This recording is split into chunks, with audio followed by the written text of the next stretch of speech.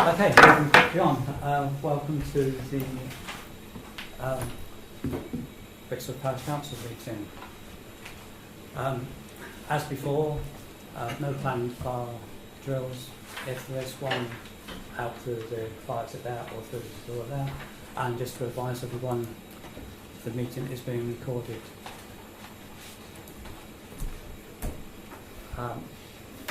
Item 2 is apologies. Apologies received from Councillor Jackie Bird, Councillor Alan Lovell, Councillor Kevin Parker and Councillor Francis Peacock, and I've got additional policies from District Councillors Jonathan Harris and Nick Bunting.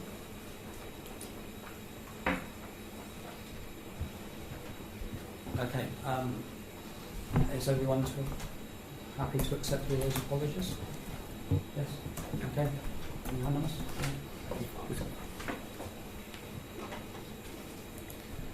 Item 3, declaration of interest. Do any members have any declaration of interest on any of the agenda items?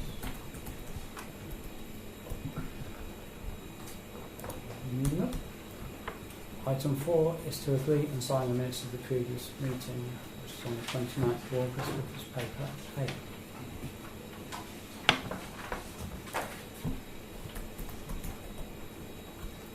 Anybody have any comments on that?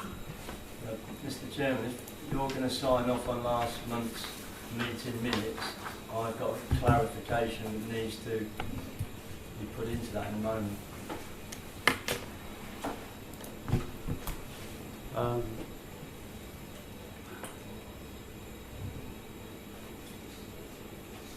it is really for the council, isn't it? It's just for the councils. Okay, that's fine. Yeah. Could I propose that we ask any members of the public if they think the minutes are accurate? Okay, so I'd just like to just draw your attention to the minutes of the last meeting. Page 2, where it's reported that the senior football team based at St David's is now being run by the Brixton Juniors Club to improve the sustainability of the senior club. It's not strictly true. The juniors have not taken over the adult football club. What has happened is 2 of the committee members from the juniors have joined the adults committee in order to help them and improve that football club. So they are not one. This reads that they are now one. We were actually told that. That's, Okay. yeah, Rob's actual words were, I don't know if you are aware, but the junior football club has now taken on the seniors. We've stepped in to sort the seniors out. There is only one team and we already have 20 odd already. Okay. They were on the verge of folding. Right. That was his exact words. Okay. So that's the impression So we the minutes, So the minutes were correct as it was reported. Right. Okay. But correct, the facts are wrong. Yeah. Yeah. Okay. yeah, because you'd mentioned it last night, I checked. Yeah. Because I thought that's what he told us. Okay. Yeah. Well, when okay. But That's not the truth. okay, though. yeah. Yeah. Well, But I can only go what we were Yeah. told. we will know Okay. that, yeah. All right. Thank you. Yeah. It's the truth. Okay, does anybody else have any comments for the proposal to accept the minute? Is that a proposal? Okay, let's, What was the proposer? James. James? We have a second.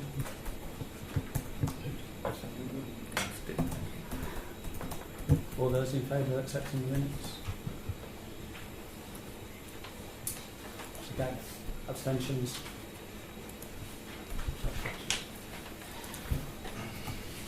Okay, thank you very much.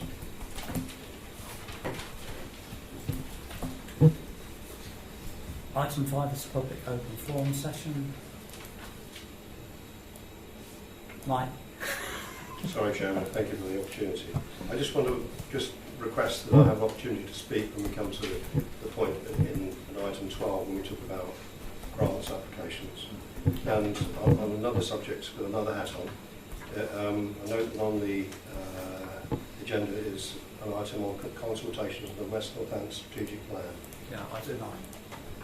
Thank you. Sorry, I do know. Should you want me to comment, because we have circulated members of the steering group over the last few days. I'm happy to join in if you allow. Okay, yeah.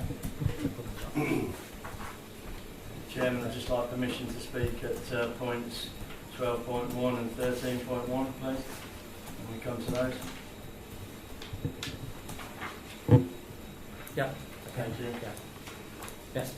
I'll literally only need to take up my 3 minutes. I'd like to raise the issue of 5G.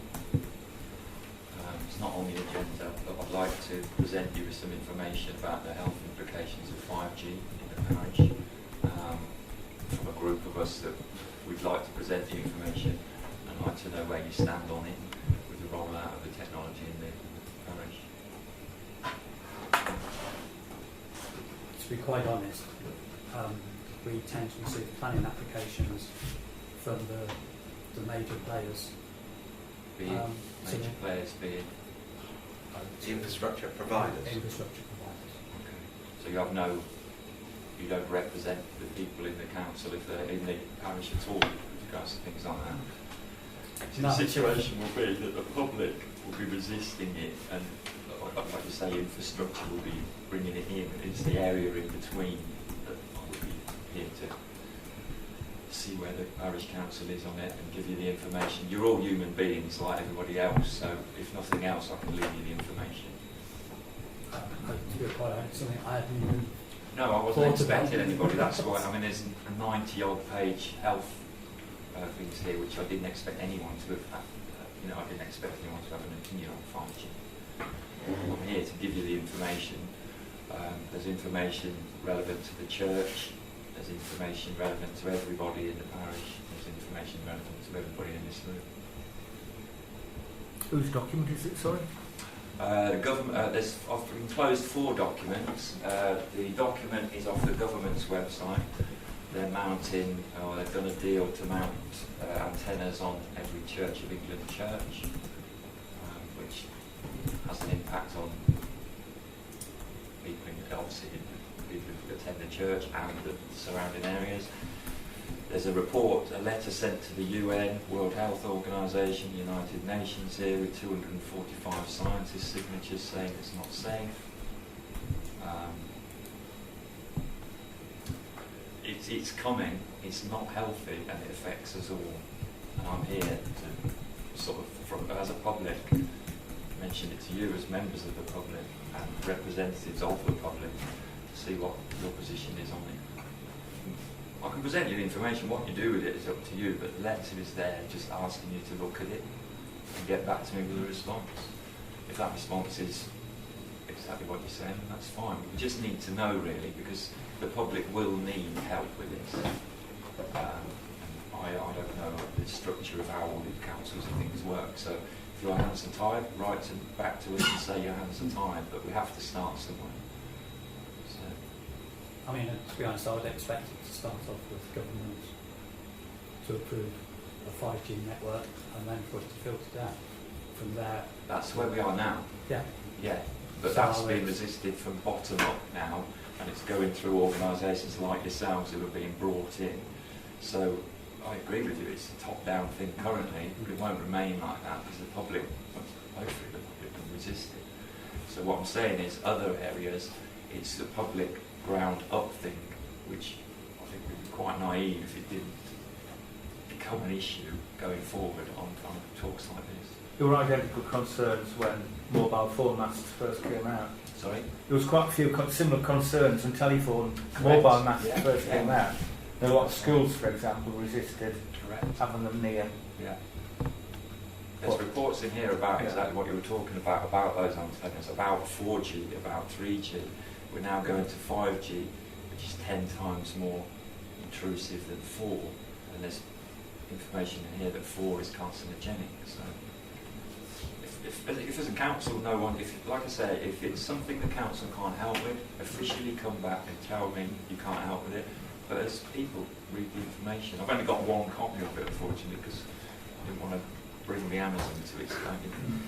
But it's all in here. Do you have an electronic version? I was just going to say, I can send electronic versions, That might definitely. be better. I think that would be better. So Yeah. Yeah, and I can share it. Than can be shared. Great, yeah, I can do that. Where would you want me to send it? Can you send it to my email address? Can you get? Well, it's on the website, where it's parish.clark. 2 seconds. Parish. .clark at brixworth.parishcouncil.gov.uk. Yeah, it's on the website, yeah. It's on the website, yeah. Okay. Do you want me to leave the hard copy now? No, you can take the hard copy with you, 'cause you tend to operate without it. Yeah, that's it really. So I'll send that in to you, but I can get a response because it's just trying to, because there's all different sorts of things unfold with this, so we just need to know official responses from official bodies. Your comments about the church, though, I think there would be quite a fight. Couldn't happen here. Grade 1 buildings. You could also say to those church congregation, it's government down, shut up. You could say the same thing. There will be a kick-off from the public for the church. I hope there will be. Absolutely. Stuart? Are we aware of any time scale for the implementation of 5G in a village? No. No. Nothing's come down there. It will be, just for your information, it will be being put on every lamppost in Brixworth. No bigger distance than 800 metres between repeating units. So that means you're going to live, if you're lucky, you're going to live halfway. So that's 400 metres away from a 24/7 emitted microwave signal. Presumably it'll be financed by a commercial body, though. It's a self-regulating industry. The government have put the regulation of it out to the telecoms industry themselves, so that's where they're going to be.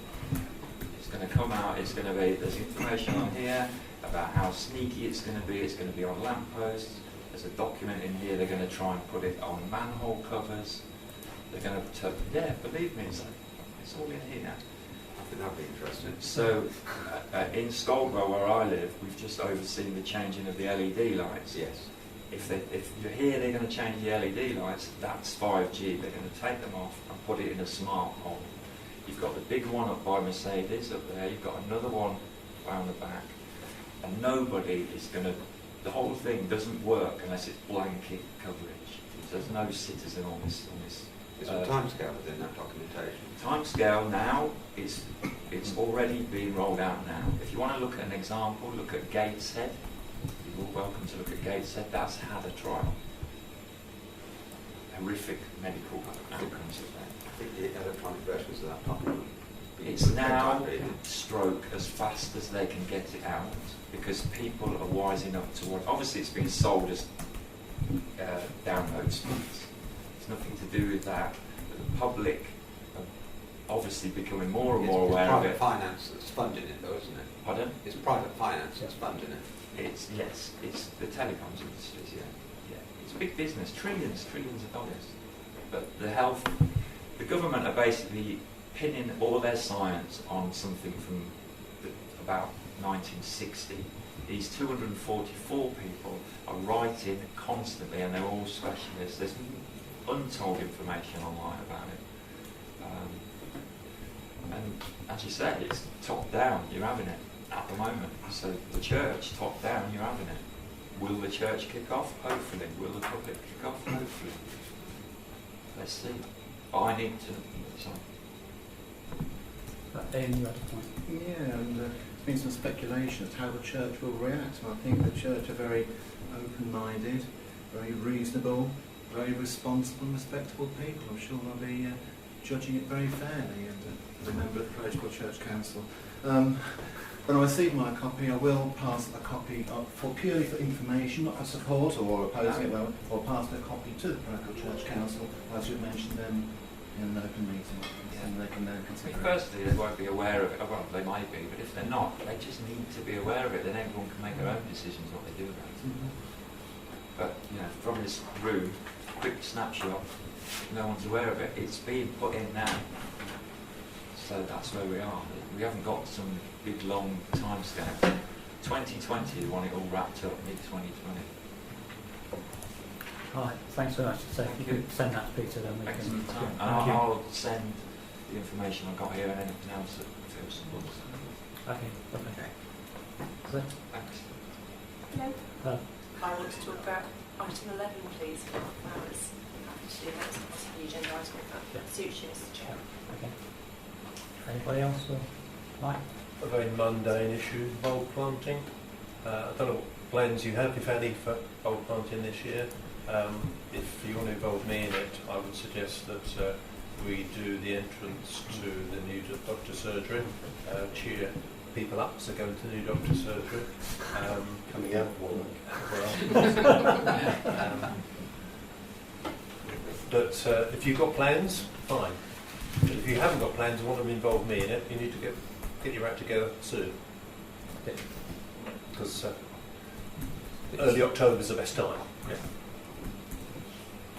I don't think we haven't come up with any plans. We've got no plans. No, I think last year, we just purchased you a sack of... Well, I worked with the council last year, Yeah. and we used the space outside the village hall. But I think the universal feeling is that they need to be done in one or two places for maximum impact. Yeah. And over the last 5 years, that's what we've done. We've done the area on Harbour Road, outside the pub there, and that was quite spectacular. We've done the entrance of the village, and we did it right outside the village hall with the Cubs. I would think the doctor's surgery would be the place this year. If you want to do it, fine. I don't want to tread on your toes. I think we're being a bit lukewarm. Can we bite his hand off, please? Oh, yeah. Unfortunately, we've got an agenda item. We've got a statement of intent. Yes, yeah. We can, yeah. It's always a good way round Yeah. it. I would love you to be involved. You already go ahead. Okay. 50 quid? I should think we could get that approved Well, next time. I mean, I've got the authority to spend money. Yeah. So I'll just sort it with Mr. Crew. That's what we normally have, 50 quid. Yeah. And I'll do it when I see fit. You happy? Yes. In October.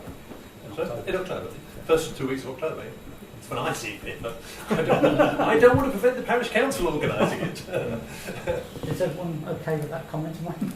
I think it's a cracking idea. Can I ask if there's other areas that you think could be enhanced? You've mentioned a few. Well, we've been doing this for 15 years now, bulb planting. We haven't missed a year. And I've got photographs of every year that come up. So, have you missed any areas that you think could benefit? well, I'm saying that is the area I think will be beneficial this year. For future years, you want to carry it on, then we can target them. I've got a file, a Lee Branch file, full of photographs going back for 15 years where we've done it. We varied our strategy. We changed the strategy 5 years ago to plant all in one space. Right, okay. Maximum impact. It'd be nice to see a sort of village plan with little red lines of where they're going to go. I've got it at home. Could you make that available electronically? Electronically? Certainly not. Outrageous suggestion. I've got it on paper with red dots. No, I'll show you next meeting if you like. I'll come in Saturday for a cup of tea. I won't be here this Saturday. I'll scan it for you. Oh, Good. there you are. That solves that. Okay. Anybody else with anything?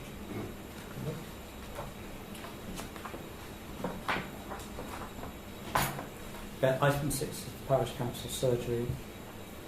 That's included in the report, which is paper C on the items that were discussed last month. Beginning of this one.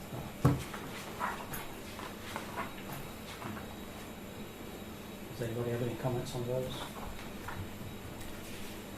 Yes, the hedging and overhanging footpaths. Yes.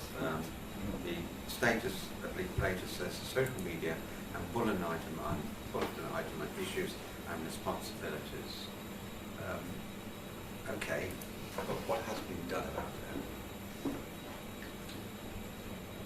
that? In terms of the action? Yes, the action, yeah. Well, that's something I'll be doing, carrying forward to the next meeting committee, and it will be on the bulletin list. is it possible to add the BT gardens as well? Holcott Road, which are hideously overgrown, where the old telephone exchange on the list of rumbles. Yeah, I mean, but we've been clearing the footpath there. Yes. But obviously not the within the site BT itself. site. Could we write a letter to BT and tell them, if you like to fire out, sit on no, please? I could approach BT. I think it's been tried before, but I could approach them. The next meeting is the 23rd. Yeah.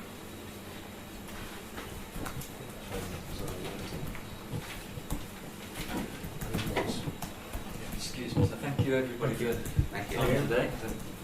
I shall speak to you all again.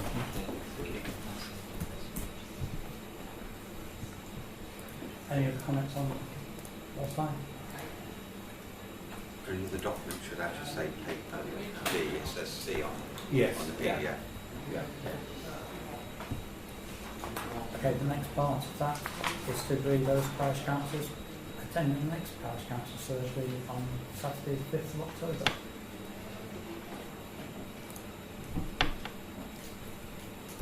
Now I put my name forward provisionally. I need to discuss this with senior management.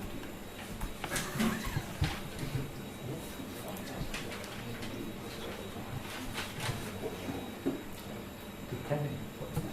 Kevin said he could do it, yes. I can drop it on tomorrow or at the very latest. Is there any chance of having a reserve in case Tom's senior management refuses to back him? I doubt I can this time.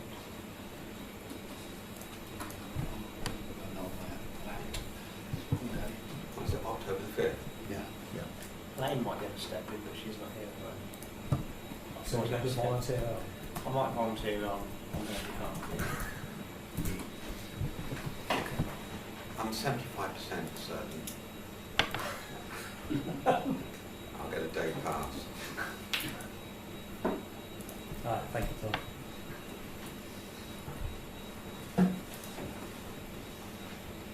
Item 7 is community safety data.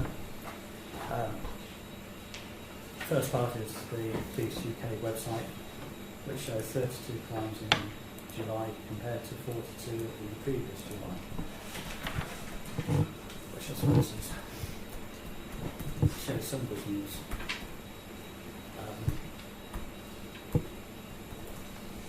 They were dotted all round in various areas of the village. No one area was particularly singled out.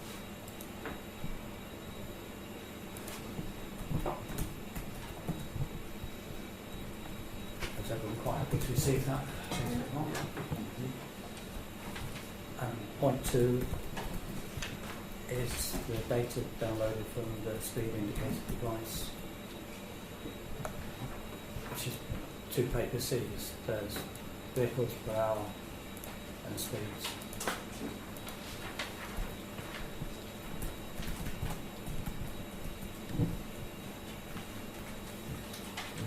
I've got to say, some of the speeds looks a bit off. The average speed looks a bit off. Are you looking at the 85% Thing, yeah. Yeah, I would ignore that because I think it's an engineer's figure that we use to calculate speed limits. I just look at the weekend. You strip the top fastest off, you strip the bottom slowest off, and then take an average of what's left. Yeah, But it sounds strange. That's why the police decide whether it's a dangerous area or not. It's their formula. Yeah. So that's why it's put there. But we tend to go for the average speed. Yeah, just on the average, which is quite acceptable for them. Yeah, that's Outside. quite reasonable, yeah. Yeah, I think the vast majority of below 30. Everyone quite happy to see those reports? Item 8 is planning. Paper D is to receive the planning decisions for August 2019.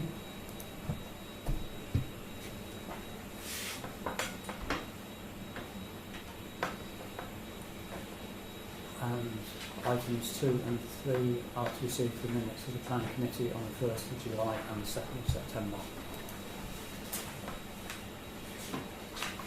Is everyone quite happy to receive all those? Yes. Yeah. Okay, excellent.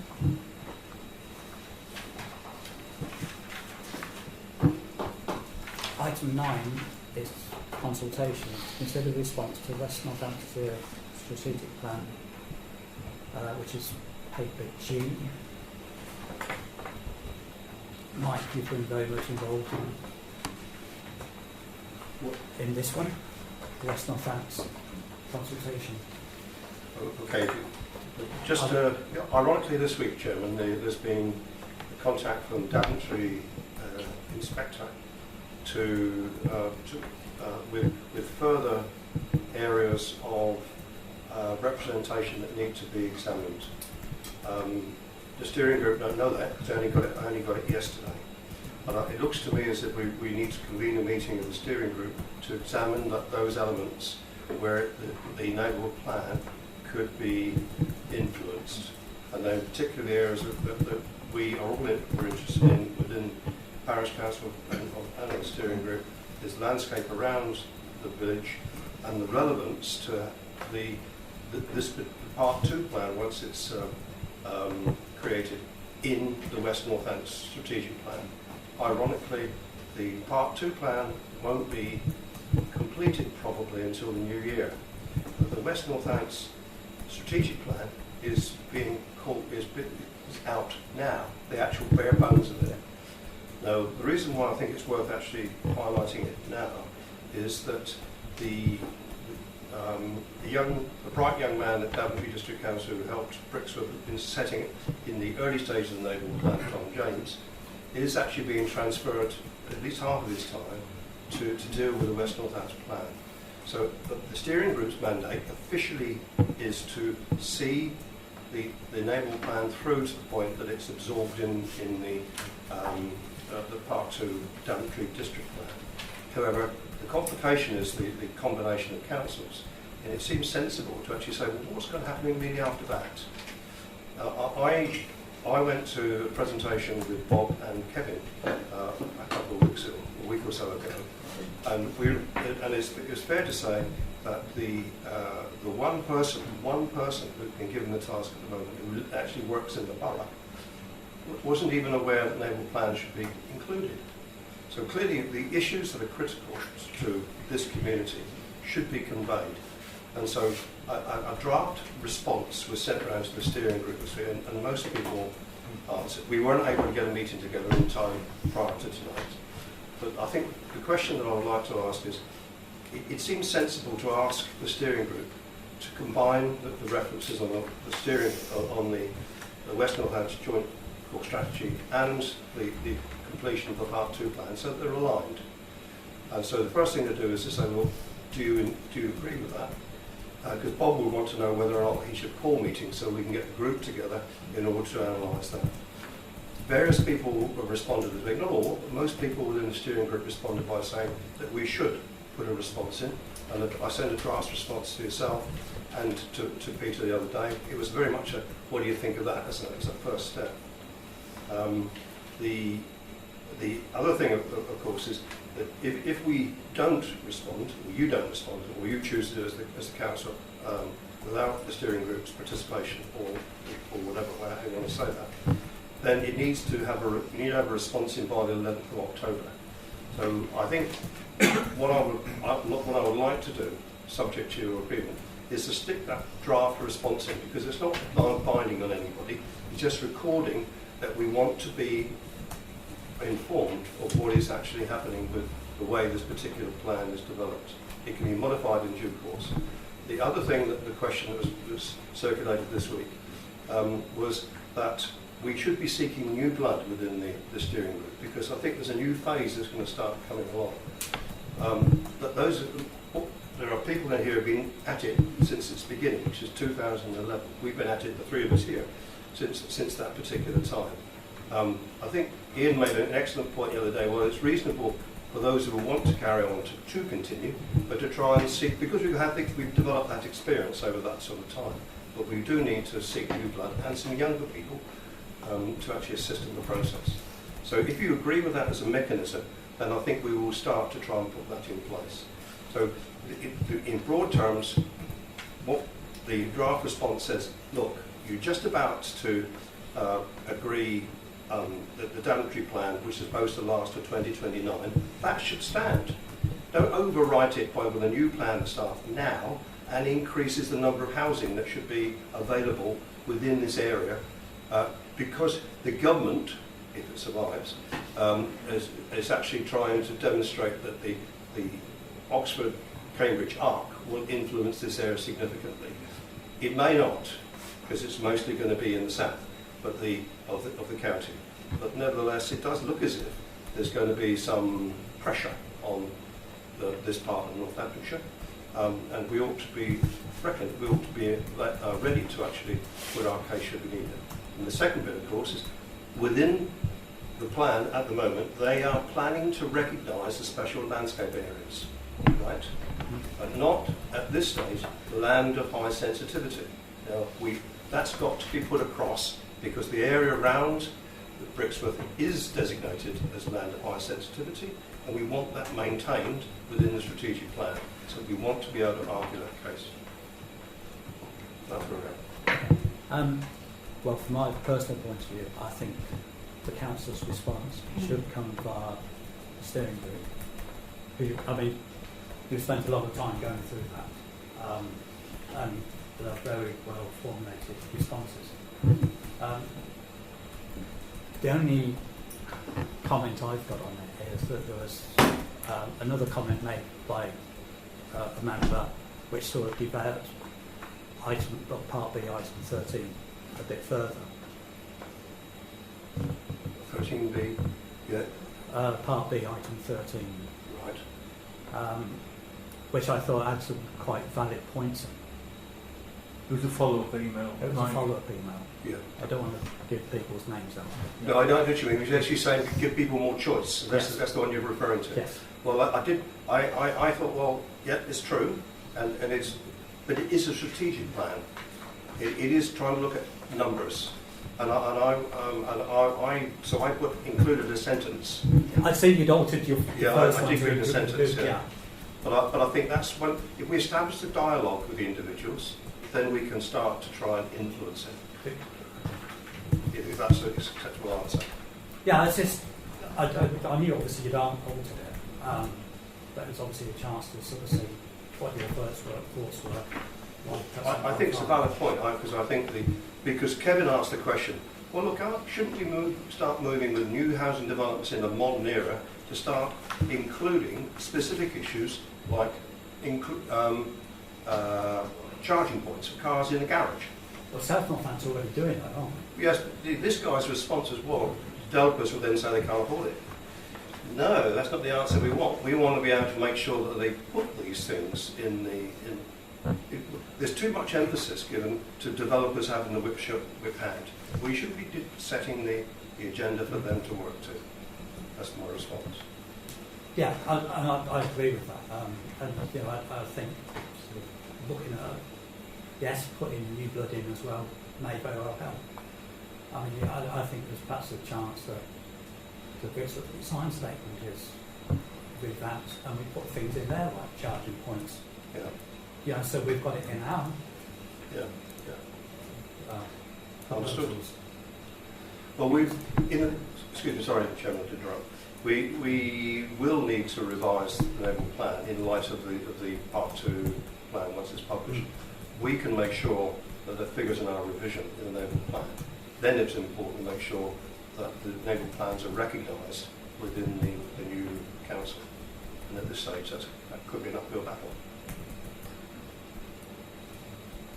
Yes, yeah. I mean, I'm not quite sure how they're going to work out what the requirements are until 2041. But I mean, it's a long time ahead. Yeah, agreed. It's ridiculous. Does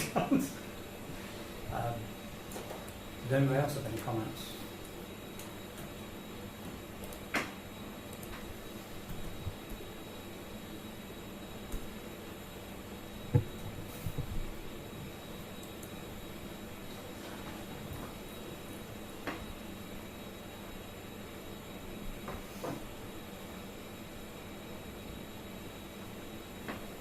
So presumably we'll just to Right, so it's- endorse the views. yes, that's what I was trying to angle.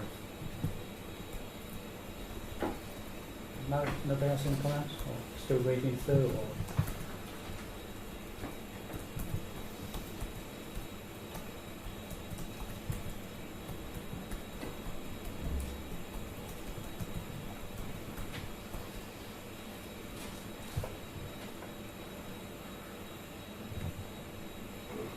I mean, I would propose that we ask the steering group to respond with their draft on behalf of the Parish Council. Thank you for that, Chairman. If anybody else will second that. Thank you, Tom. All those in favour?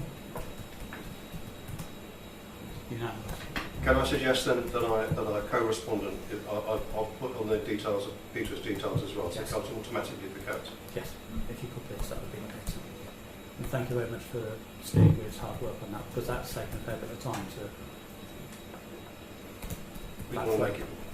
We want to keep the name of the plan working.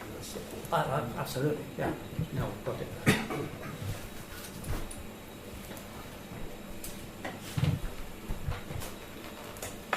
Okay, item 10 is finance. Paper H is to see financial transactions and to authorise payments. A revised list was circulated this afternoon. Yes, to include the audit cost. Which I think came in yesterday. Yeah. Does anybody have any comments on any of those?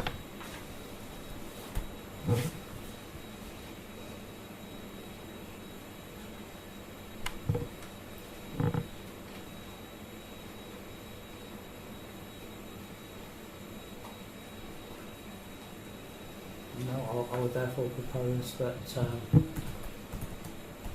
we pay the bills. Second for that, please. Thanks, Stuart. All those in favour of paying the bills? Everyone, thank you very much. Item I is the rolling budget. It's been set to the end of September.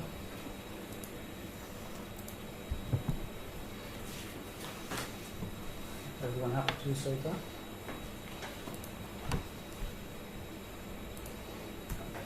Yeah. Paper J is the current bank reconciliation.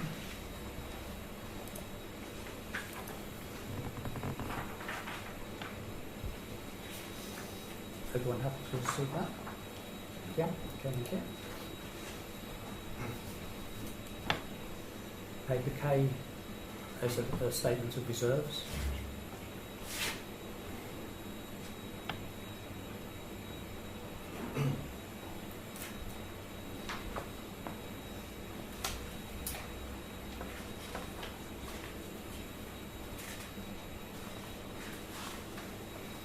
One comment on the earmark reserves.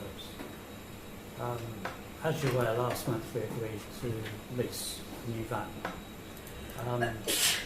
The cost of the first month's lease and the shelving and backing is proposed to come out of the van replacement fund. Then going forward and onto next year, we'll propose to have a new item in the rolling budget for the lease of the van, and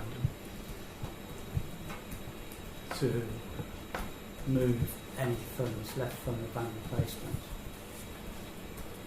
into community grants.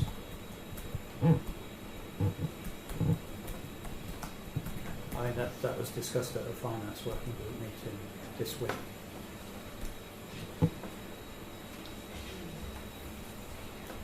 We've certainly got more chance to give money to community organisations. I mean, obviously until we're paid for the van, I'm not sure what that amount will be. So we've got the van, the shelving, and the artwork. Signage.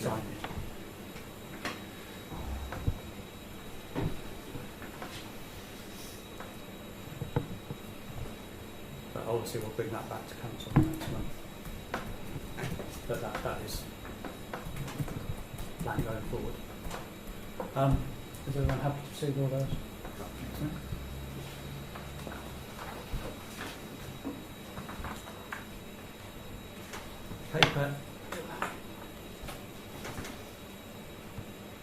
Paper L is the report to external auditor, which we received the official copies this morning. Yesterday. Which have been circulated by email to everyone.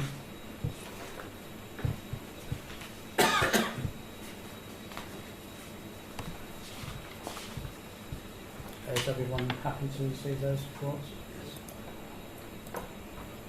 The next part of the procedure is they need to be displayed on website and notice board. Okay, so you'll Which I'll do that within the deadline, which is the 30th. this one. Yeah, it's just a couple of days, yeah, it's quite tight this year.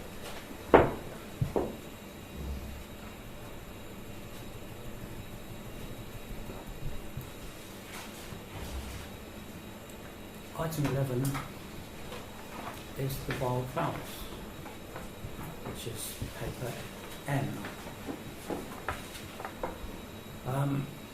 Last month we discussed obviously the wildflowers, with a view to bringing it back to this month's meeting, with hopefully a plan of areas where we could plant wildflowers. As we said last time, NCC are against them being planted in the villages. Thank you. One before we miss that point. You say NCC are against it being part of the villages. Is that the view of the officer, in which case it's an opinion that can be challenged, or is it the view of the council, in which case we can't be challenged? It was highways. Yes, that's an officer's opinion. Not Accused- policy. I don't know if there's a county council policy on wildflowers. But I've been unable to find one that says not on verges full stop. See, and to say that, I mean, I can appreciate some areas it's not suitable, but to have a blanket almost discouragement to put wildflowers on verges is, I can use the word because our Prime Minister used it last night in Parliament. I think it's humbug. And I was reprimanded for it today. I will stand included, I shall stand and correct it. But that's something which I think is something which we should challenge at least. All right, going ahead and making your own minds up as well, but that's something which I think it's what they used to agree to this, because we used to have a verge, conservation verge, with the agreement of the county council, control cutting, that's how we kept it nice. So you stuck a cycle track over the top of it. Out the other side of the wall. That was, Saxon Rise. yeah, no, it's the roadside verge. Oh, right, right. Yeah, near Saxon Rise. No objection there, no problem. Where's this policy something coming from? My initial thoughts are that we should find an area and give it a go to see what it looks like before we sort of, if you want, roll it out in the village. To avoid making expensive mistakes or whatever. And I think that's really, I personally think that's what we should do.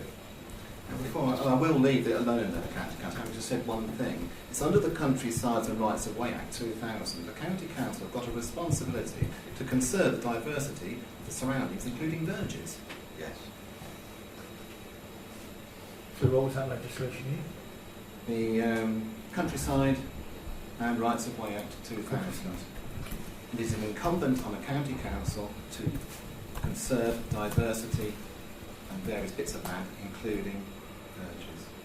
Tom may know chapter and verse better than I do. No, you very kindly sent a very interesting document. I think it was page 11. Yeah. I started reading it. Yeah, sorry, it's late and print packed up. 17, I beg your pardon, which was the law. So there is legislation out there that encourages, if I can use that word, rather than prohibits. But it still has to, the areas have to be defined sensibly and in a practical sense. And I just coming back to my earlier comment here, it to me, because I deal with plans all the time. I love plans, I love drawings. If we could identify the village where specific areas could be enhanced, either by bulk planting or wildflowers, I think it would be an asset to the village. I agree. I really do.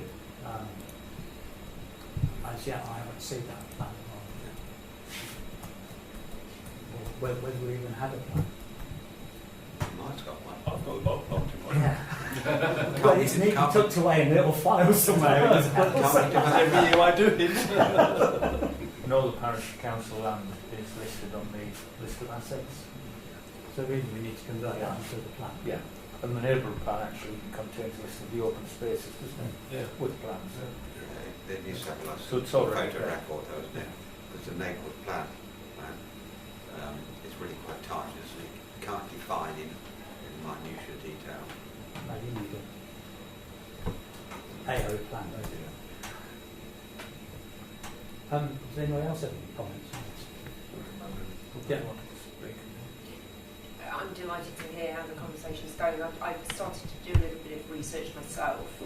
There is a lady within Daventry District Council who has, she's in part responsible for managing and supporting any wildflower projects in the area. There isn't a DC level policy, so it's the same sort of thing.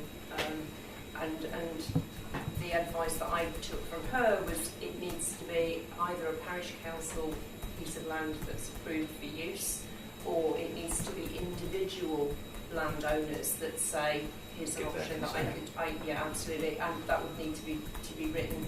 What Daventry were able to do is give a list of suppliers for people that they've talked to before, and they also gave me some indication of costs. It looks like somewhere in the region of £2.60 per square metre of cost for doing this. That doesn't, though, include any preparation of ground beforehand. So there would need to be, you can't just chuck it out the window and make it work. It's got to be on appropriate. Is that just the cost of the seeds? Or That's, yeah. I did a little bit more research on why we should do this. I'm very keen that we encourage a biodiverse village, and we've got climate emergency in our mindset. To that end, I also found the Woodland Trust are in November having a tree week, and they're encouraging people on the 30th of November to plant a tree. So what I wanted to say, in addition to the wildflower consideration, is there anywhere in the village or surround where we could actually support that initiative? The trees are the heavy warriors in this climate issue, and if we can introduce a couple of trees into the area, it might only seem a small thing, but every little helps. So I sent a note. I'm very grateful to Peter for sending me paper M. I didn't respond in time to get this to Peter early enough to circulate it to you, but I did bring hard copies, so I brought that as well for you guys. I also, Mr. Chair, agree with you totally that a pilot would be a really good idea. I also think we should consult wider, because it's all right me saying I think this is a great idea and you saying this is a great idea. I think there's an opportunity to actually check out with our colleagues in the village what they think as well. So if there's a way to really start to look for some support. Peter's document said, you know, it would be a good idea if we can get some support for this. That might mean that we have some people who do have a verge that they want to use in this sort of way as well. So I think we need to talk to people, but I would support Mr. Chair your great idea of let's pilot it, let's see what we can do. I've also been in touch with Sheffield and Rotherham. As you know, I've got links up there, and I'm quite keen to hear about their successes and challenges as they rolled it out in a metropolis. Yeah. Peter, I emailed you a soft copy of that for you. Oh, right, oh, Yeah, fantastic, yeah. thank you. And my apologies again for not getting that to you in time.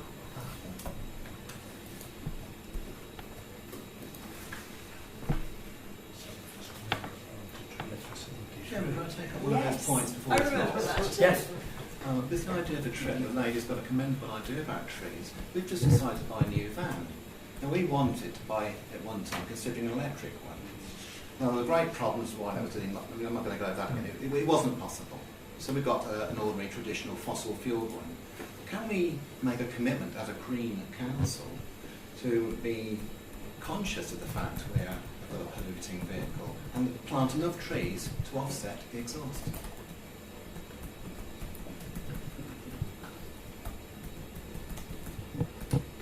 There must be a formula somewhere which says how many trees we have to plant. There It's is. not, it's Before I not. start saying yes and we have to plant No, no, 200 trees. It's something perhaps to discuss at the next meeting when we've done the proper research. Okay, I'll say, I think Probably we haven't got would need- space for salty forest, but certainly a contribution towards it.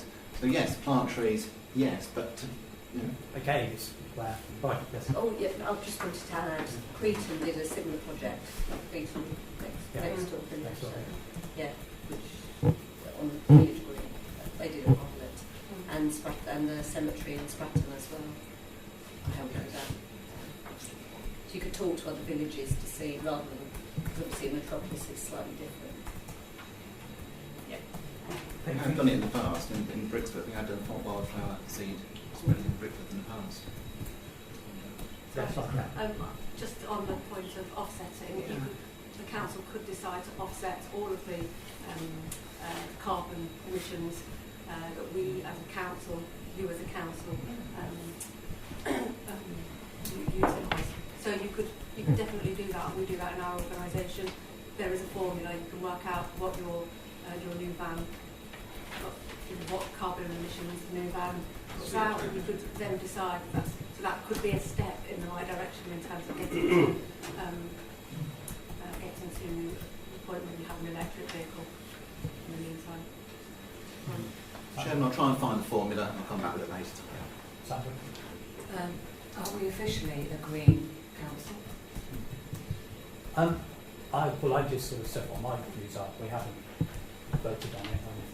I think it would be appropriate to assume we're striving towards it, even if we're not. I just think what's interesting is how most of us here are using computers rather than printing out agendas and the appropriate attachments to those agendas. So I think it's all very well saying let's be eco, let's offset it, but if one is insisting on printing out their agenda and attachments, it just seems a little bit hypocritical. So if we are striving to be green, we need to all do it, not just some of us. I'm sure there's a recognised programme Yeah. for green councils. So There will be a leader somewhere that we could follow. maybe we can put that on the agenda Yeah. for next month to see what we can do to be truly a green council and To not go just Ahead. fan theory about. Yeah. No, there's one person who does have a paper copy and very carefully recycles them at the end. I would like to say that computers do use up rare elements and also power to power them as well, and the disposal problem of the battery. So I think it's probably an argument that hasn't got one right side and one wrong side. So you drove here, then? That's my case.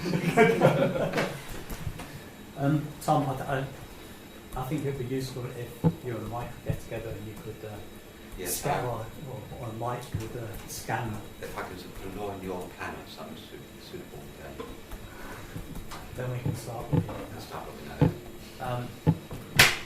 But sort of moving forward, I'd like to propose that we do seriously look at planting or selecting an area and planting it with wildflowers. I agree. I know we'd have to then go through which wildflowers which are appropriate for that location, and I do realise there's The lady can help with that.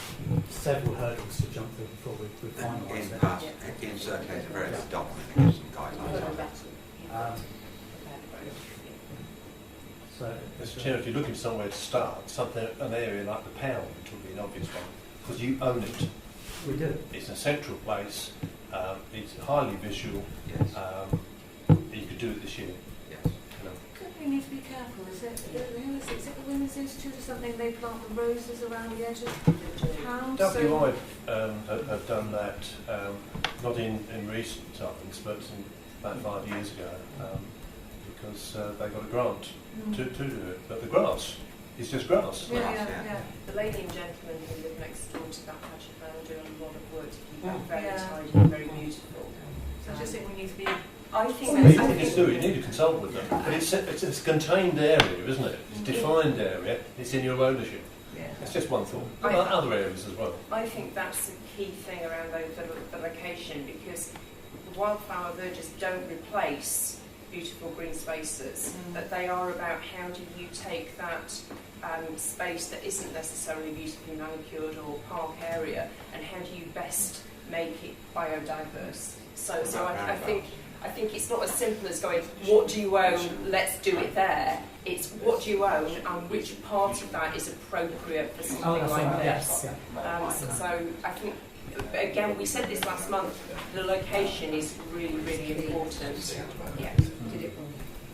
Anyway, so I propose that we move forward on this. Do we have a second? Thank you, Tom. All those in favour? So again, if we can bring that back. Do you want that? You can keep that if you want. Oh, thank you, yeah. I'm that's getting better. a copy. Thanks, yeah. That's lovely. Be very well, thank you. Like a file. Paper one. It is FSC paper, just to be clear. And it's not black ink, just to be clear. As all paper is now.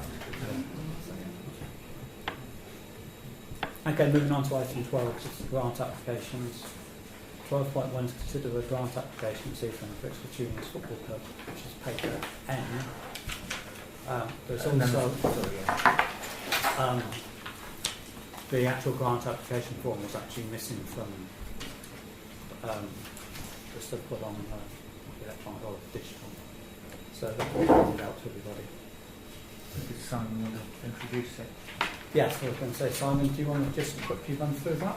Yeah, the reason that we require the grant funding, as the council cannot find us additional areas of green space to play football on, due to St David's and the Ashway currently being the only two places that we can play junior football and adult football on. The size of the football club is such now, with the influx of children coming from outside other villages, that we have a serious demand and shortage for 9v9 pitches. So we currently only have one 9v9 pitch. We do overlay at the Ashway on another pitch, and we do overlay on the adult pitch as well at St David's. However, Sands United use that on a Sunday morning, which restricts our usage for under 12s and under 11s footballers, both boys and girls, to be able to play football in the village. So I have had to find other places to try to locate to play football. I think that what I've requested for is a partnership between Brixworth and Stratton, I believe. I've put on there, have I, Peter? You told me that one had been because originally it was going to be Stratton, but they pulled out. They're going to merge a football team from the town to play on that pitch. So I approached Ravensthorpe, who currently have an area of ground. Okay, they have a clubhouse attached to that, and on that area of ground we can set up a 9v9 football pitch. Providing I can agree with their committee that they will cut it and keep it in good order for us. But essentially, in order to set up an extra pitch over there to play football for Brixworth Juniors, we need new sets of goals, new line markers, new corner flags, all the items that I've listed down there, in order that that equipment can be stored over there, to avoid us having to bag everything up, put it all into a vehicle, which is unfair on a coach to have to try and do that. And essentially it will give us the ability to have that extra teams playing across there. It's not ideal for me. I want all the boys and girls in this village to be playing football in this village, but it is the only solution I can come up with currently to keep children playing football. And that's the reason I put it together. This facility at Rutherthorpe, is it a football pitch in already? Well, it's an area of, it's a sports field. Haven't they got any kit, line marking kit? No, so they don't currently have a football team in Ravensthorpe. They have a coach who turns up and does some limited amount of coaching. So that, they've never had a football club, okay? What we would do, by leaving the kit and the equipment over there, it could help Ravensthorpe generate more interest in girls and boys playing football, because they would have somewhere close to hand to enable them to get involved in playing. Do they have any football organisations in Ravensthorpe already? No. They don't. No. There's one, like I say, there's one coach who's from outside of the village that uses the green space to train a few children on it. But it is not a structured, there's no club set up there to play any kind of sport. They have a little bit of a cricket square in the middle, but essentially that usage at Ravensthorpe is pretty zero with regards to what activities played on there. So, is this equipment solely for Brixworth to use, or is it going to be used by Ravensthorpe? Well, I mean, to be fair to Ravensthorpe, if it encouraged them to get more children to come and play football, and their coach who's over there who's doing this intermittent training said could he borrow a goal to set up, then we're not going to stop that, because we want, you know, I need Ravensthorpe's agreement to get this off the ground. And if Ravensthorpe say to me, Simon, you can use our clubhouse to store everything free of charge, however, on the occasion that we've got this coach turning up and he says, I want to use the goal, I'm not going to say, well, I'm sorry, you can't have it, because they're trying to help us out of a, you know, they're trying to help us out of a bit of a predicament over here to avoid me, you know. The alternative, don't get me wrong, there are alternatives. I could send everyone into the centre of town, okay, to book council pitches and fight over all the council pitches that are currently used. But the state of the council pitches in the town is just shocking. I'm not saying Ravensthorpe is great, but we can try to do something with it over there to make it acceptable and a better place and a closer place, because it's like 12 to 15 minutes up the road. So. What sort of agreement do you have? I mean, no, well, it's a bit of a chicken and egg. Okay, so well, as for instance, if the parish council invested nearly 1,300 quid, yeah, that goes over to Ravensthorpe, and yeah, your agreement or the gentleman you're talking with, you fall out, or they expand and you kick you out, what happens to the kit then? Well, the kit would always come back to Brixworth, okay, and it would be used with Brixworth, because basically I'm also in consultation with Cretan to chat to them, because they have that area of ground at Cretan, which isn't used at all. That's a different kind of rec committee that run Cretan's pitch, but I intend to speak to them at the same time. So whilst I put it on I needed to get something on the agenda to raise the concerns that I have as secretary of this football club, that say there are so many players in this village trying to play football that we are running out of space, and for me it's about finding somewhere else to do it. That kit will always remain part of Brixworth Juniors Football Club's, you know, kit and caboodle like we have currently, but we all store in that container. If we were to have a fallout with Ravensthorpe, it would come back here, be stored in that container and reused and recycled wherever we found somewhere else to go and play football. Where do we stand with rules for grants in terms of who uses it, which organisations, etc.? How does, because I understand and actually respect that there should be a reciprocal arrangement here. They're doing they're doing us a favour. Vice versa. Is that permitted? Are there any obstacles to that within our parish council rules? There's nothing in the grant. Nothing in the grant. It says for the benefit of Brixworth residents. It doesn't say it must be contained within the grant. You can't use grants to fund other organisations. So are we funding Ravensthorpe Football Club? Are we funding Ravensthorpe Parish Council?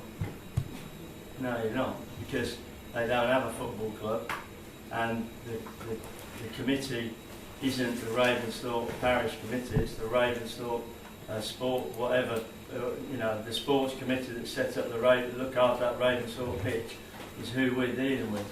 And we're not giving them the equipment for them to use.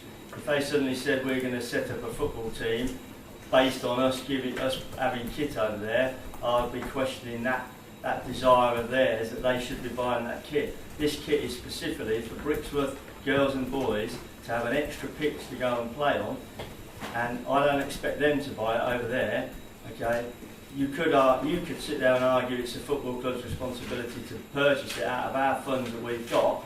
I would then throw that back and say it's your responsibility to find me areas of green land for these children to play football on. I don't think that's not on. No. We're not here to provide football pitches.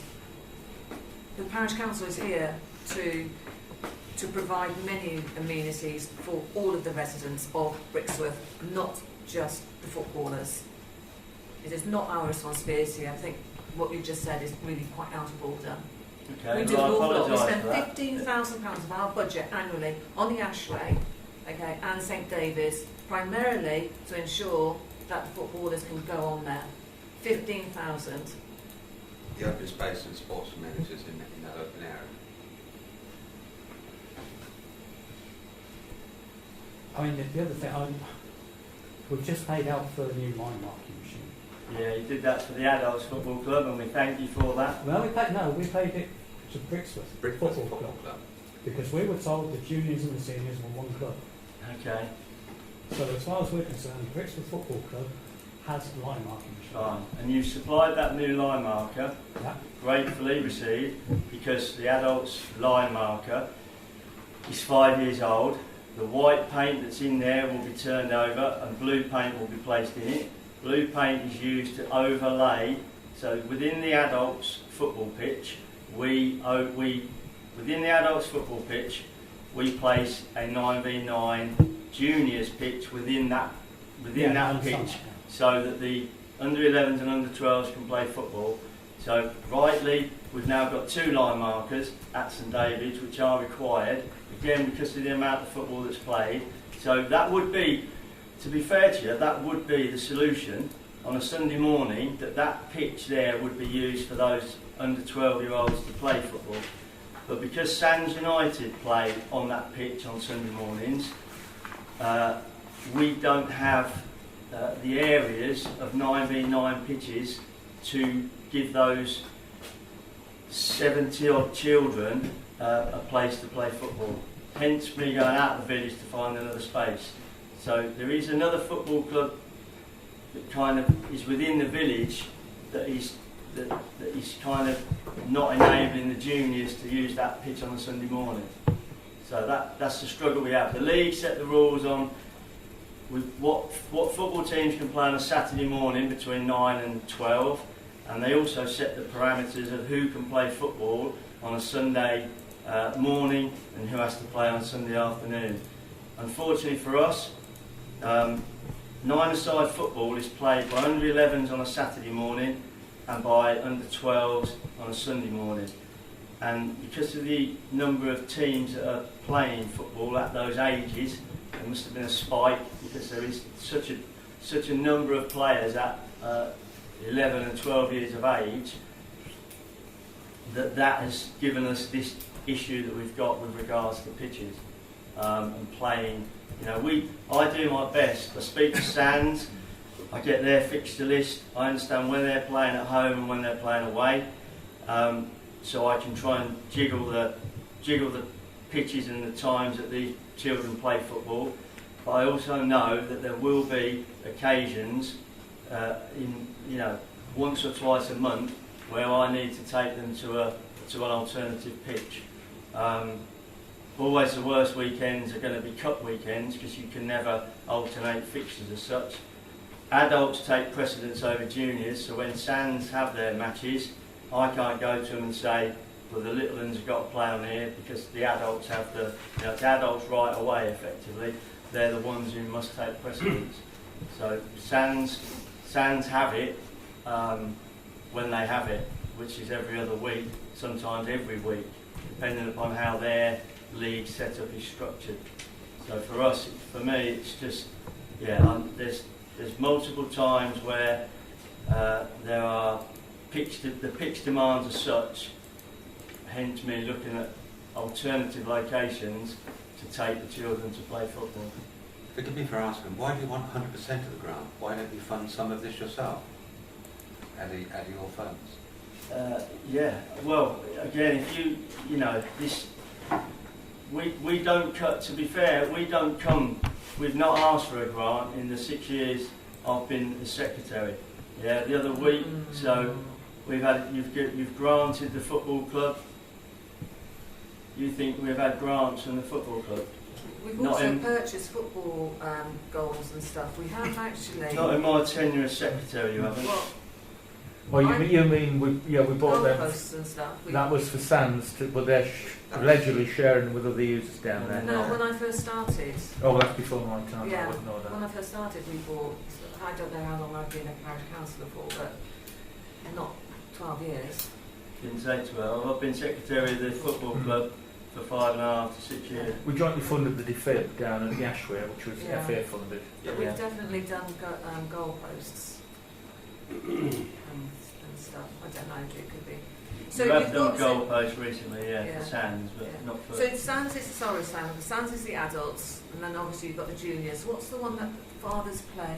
That's Sands. That's Sands. Yeah. And So then is there a third? there's group? All Saints. There's All Saints as well. It's the so the Brixworth... So let's say it's Brixworth Football Club. Brixworth Football Club has one adult team and it has 22 junior teams. And then the parish gave permission for Sands to play football about 3 or 4 months ago, or 6 months ago, to play football on that St David's pitch all through this year and next. So what we've got is that we've got how many juniors? 22. 22. One fathers. No, well, Adults. yeah, One but that's not father's related to No, Brixworth. I'm just trying to work Yeah. out the thing. And then one adults. So One you've got senior team. 20, so you've got 24 teams. Well, I haven't. I've got But 23 there are 24 teams in in the Brixworth. village. But you can't say 24 teams like they're all 24 11-a-side teams. You got to No. remember, yeah. So there's a But whole. they need you need 24 playing slots, is what I'm trying to say. Do you know what I mean? Yeah. Or not? Well, it's not. Yeah. You do, but it's not as simple as saying that. I mean, it depends what your point you're trying to make with the slot. The issues that we have as a football club are 9-a-side pitches. So we manage the 11-a-side pitches quite well, and we manage the 5-a-side pitches and the 7-a-side pitches really well. But the 9-a-side pitches, which there are limited, they're a different size and structure, is where the issue is. Can you not just the three groups just get together and work out some sort of rota so No, that you because basically, as I said to you, the adults take precedence. The Sands team play in the Nen League. The seniors team play in the combination league. Those two fixture secretaries, well, they don't bump into each other anyway. The seniors play on a Saturday afternoon. Sands plays Sunday morning. So I have tried my hardest, and I do speak to the Nen League secretary. I send him the juniors fixtures. He will try to rotate their fixtures home and away to give us the ability to play a 9-a-side match on a Sunday morning. But there are times and occasions where he can't help. Cup games you can't change or dictate whether they go play home and away. So Sands, if they're drawn at home, they'll be drawn at home and it'll be fixed. So the juniors have 3 teams effectively trying to play on one pitch and the overlay pitch that Sands are playing on. why can't you play Sunday afternoon, the juniors? Because the league won't allow 9-a-side football to be played any other time than the morning, and the afternoon is so that is an 11-a-side pitch, and in the afternoon that pitch is used by the under-15s and under-18s. So that pitch that Sands play on in the morning, the 15s and 18s play on in the afternoon, and the 9v9 pitches and teams are not allowed to play in the afternoon. How much income do we get from All Saints? Peter, do we know how much income we get from All Saints? You charged £900 last year from memory. Yeah. You get £1,500 or £1,600 out of the juniors. I'm not going to rebate. So 900 from All Saints, 1600 from the juniors, and how much from Sands? I think the All Saints pay the same as you. That's not broken down in the budget. Yeah. I think the All Saints pay the same as you. Well, I would challenge that, given what I know that. I mean, All Saints didn't pay your bill last year. It was paid for by a different third party, but they didn't pay £1,600. They paid it in 2 instalments, same as you, 6 months and 12 months. I mean, I will check it, but I'm fairly sure it's they're all comparable. And how much do we get from Sands? We did the same, but we give them 80% discount because of the charitable status. We thought it appropriate at the time. And Sands was a little bit of a difficult one because Sands had already been introduced to St David's through the senior football team down there. So we were dealing with it in a retrospective fashion. And obviously we dealt with it in a sensitive fashion, bearing in mind with the charitable status. Did you, just out of interest, you voted them in to play football in the village? We considered the application to play on St David's. Yeah. But it was almost retrospective because they'd already played down there. They'd already played down there with agreement. With agreement from the club that you're now running. Okay, but they came to you after they'd already agreed to play. With they All came Saints. to you on the 1 year agreement that they've signed up to, I'm assuming. Yeah, well, it's almost a rolling agreement. We agreed that they use the facilities down there, which was previously used by, is it the Crown Football Club? No, Crown played at the Ashway. Right, okay. The Crown have never used that pitch at St David's. Right, okay. I just know that I've got that set up in my accounts. Yeah, Crown use the Ashway play. So sorry, Sam, so with the juniors, you want the juniors playing on St David's Sunday morning, but Sands are playing their Sunday morning? Not every week though, Sandra. No. Basically where I can, like I say, I have a real challenge at the minute because I have to get the fixture list from the NEN League. The NEN League only do the juniors, the Northampton District Youth Alliance League that put together all of the juniors fixtures. I know what they all are from now until about mid-January. The sad thing about adult football is the Combination League and the NEN League, they do it month by month. So I come to, basically Tom Hurst that I deal with from the NEN League, I send him the juniors fixtures for October and November and say to him, can you try and get Sands to play away from home where you can? So why not the juniors or the Sands play on the Ashway Sunday morning?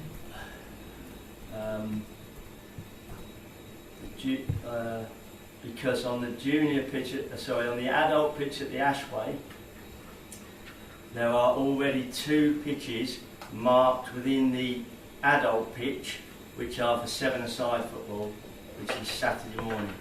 So you couldn't then put a 9v9 pitch on an adult pitch. It's already got 2 blue marked out 7v7 pitches inside it, because you would look at it and be chaos. Because you just can't, the lines don't work. So basically different size pitches are so can Sands not go on the Ashway? If you keep the Ashway as 9 by 9 or whatever you're calling it. So David's 9v9 and get Sands to go and play at the Ashway. If Sands play 9v9, I have no idea what I'm talking about when it comes to football. Yeah. 9v9, whatever that means. If Sands are playing 9v9 on Sunday morning. Yeah, Sands need an adult football. Sands need an adult football pitch. Is 9v9 not an adult no. football? 9v9 is no. It is complicated. Is St David's used Sunday morning? By Sands, yes. Yeah. So Sands agreed. The reason Sands play it, the reason everybody uses the St David's pitch from an adult perspective is because the changing rooms are all set up and the clubhouse is set up for adult football. At St David's. At St David's. At the Ashway, the changing rooms are not set up for all those adults to go in there and shower, I wouldn't have thought. In the same capacity that St David's clubhouse is used. We know that may very well change. Yes, Yeah, yes, exactly, yeah, yeah. which would make which would It make would. the Ashway more It viable, would. and therefore would This decongest work, yes, all it of all of this bottleneck that's Yes. going on would. Yes, at the it moment. would. Yeah. Can I just say something? You're talking about grants policy. Yeah, let's probably get back to the grants. Yeah, yeah. It's just that if you're saying that the liner marker thing, Yes. okay, was for both football clubs Well, to use, one football club. one football club, because one football club encompasses the juniors and the adults, As we were told last night. as you were told, then actually it goes against the grants policy that an organisation can only get one grant per year. It's in the policy, isn't it? Yeah, It's one grant a I year. Just one grant a year. I'll refer back to the start of the meeting where they are two separate football clubs. They have two separate bank accounts. They do not sit under an umbrella. So if you've had Rob Kelly in here as my chairman of the juniors football club, okay, I will be challenging and tasking him to retract that statement, okay, because it is not factual that the two clubs are one club. The two clubs are two clubs with two committee members sitting on both committees.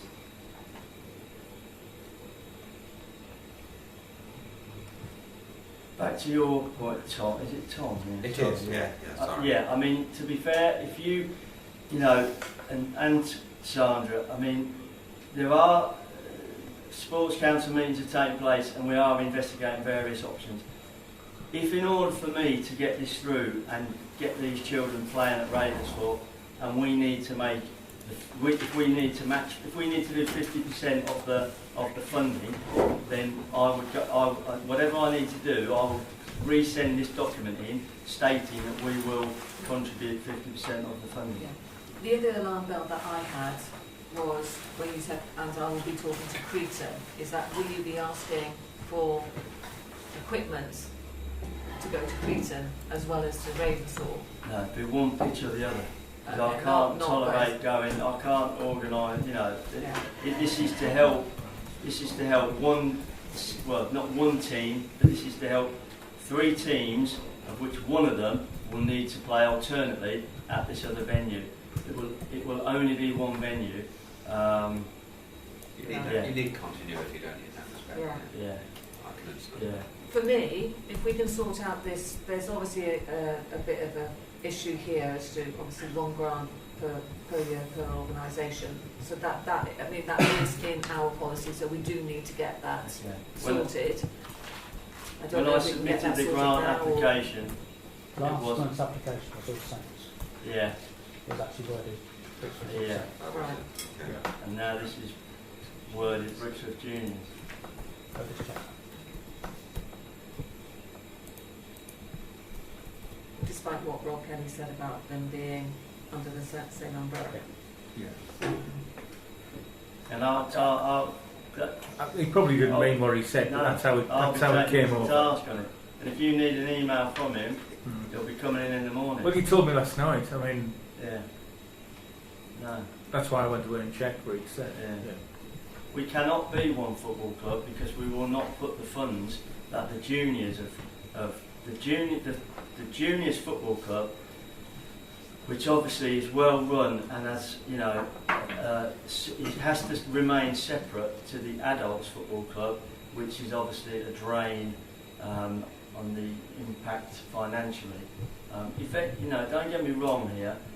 I am secretary of both those two clubs, and my ambition for this village is to do away with all this politics of two teams, to do away with the politics of other institutions on that St David's football pitch, okay, and make one club. But I cannot do everything all at once. Do you need a decision today? No, not necessarily. No. What I need from you is a sort of, you know, as I said, it's a chicken and egg. Because basically, obviously, Ravensthorpe, you know, they go ahead and say yes. No, I need to know that I can make this work. They haven't said no to it, but what they've said is they cannot give me anything. Okay, and I know I cannot ask a coach to trundle a line marker in his car or his van, along with all the equipment, take it over there for 15 minutes, set it all up, try and mark out its pitch, and get all that equipment back over here to store. So if in principle it's acceptable, then I formulate a document between yourselves and Ravensthorpe to stop things like Sandra or somebody's mentioned that if we fall out with each other, what happens to all the equipment? They lock it in their store and say you can't have it back because we've had a fallout. We will draft up an agreement along those lines. Sorry, Sam, when you say Ravensthorpe, do you mean Parish Council or is it Plainfields Committee? Plainfields Committee, Plainfields yeah. Committee. Yeah. I do think that this needs to be thought of because I think that there are some uncertainties here, such as Ravensthorpe Plainfields Committee comes under another organisation. Do you know what I mean? It says in our policy that we cannot fund other organisations, and also this. I know what you're saying that they are Brixworth children, but it's money going out of the village. But it's Brixworth equipment. It's not clear cut, and I'm not being funny. I'm just being a stickler for what the policy says. Do you know what I mean? But the equipment will remain Brixworth Junior's equipment, won't it? Yeah. I think the council probably needs some sort of clarity on that rather than gentleman's agreement, so to speak. Okay. So what do you need from me? A draft agreement between Ravensthorpe and Brixworth drawn up to say. Or a memorandum yeah, of understanding, yeah. whatever you want to call it. Yeah, fine. Okay. Yeah, No, really, I was just going to say, are there any obstacles to taking a decision on this today? And actually, it sounds like there are. I think if there's a draft agreement in place that we can look at and see that those issues are resolved. I mean, I personally would, I think in principle, be happy to support it. So as long as we've got those things settled first. yeah, I think I'd like to see something. Yeah. First, so we knew. We say our money was safe if you want, but you know what I mean. So it's a proposal to revisit this at the next meeting. Yeah.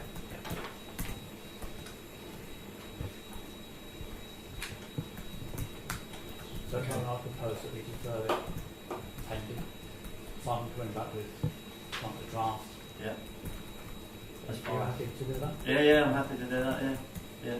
Back a second for my proposal. Make sure all those in favour of that. Thanks.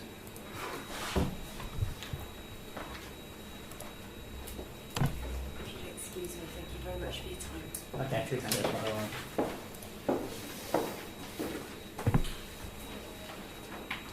Okay, next point on grant applications is consider a grant application from paper. Oh. Mike, this is you bringing it back last time. Thank you, Chairman, and thank you for the opportunity to discuss this in a little greater detail as I did last month. For those who weren't here last month, I tabled an application for support because of this, effectively our success in developing female sport within the club. We've been amazed actually how attractive cricket for females has become in the last 2 years. And our facilities are being overwhelmed by the fact that we have one female toilet and we need to try and cater for, if you like, this to be a much more accessible club for all genders. And as well as the success of female cricket, we had a significant growth in younger children who really come along for ball skills more than anything. But nevertheless, it's great to see kids of 5 and 6 years old learning to throw balls about and so on and so on. And as you might expect, young mums tend to, without being sensitive about this, steer away from, shall we say, some of the less salubrious places called men's toilets. They tend to try to protect their children with something that they can see. The proposal that I submitted last month was, but I admit was insufficient because I only had an approximate cost at that stage, and that had been based on quotes that had been given by a builder from Daventry about 6 or 9 months ago. and the cost at that stage of buying was in the order of £12,000. I did not have a specific. I went to other Brixford-based organisations, and I've come back with an alternative quotation, which I'm satisfied with of a total of £9,600 approximately. 9688 is the exact figure.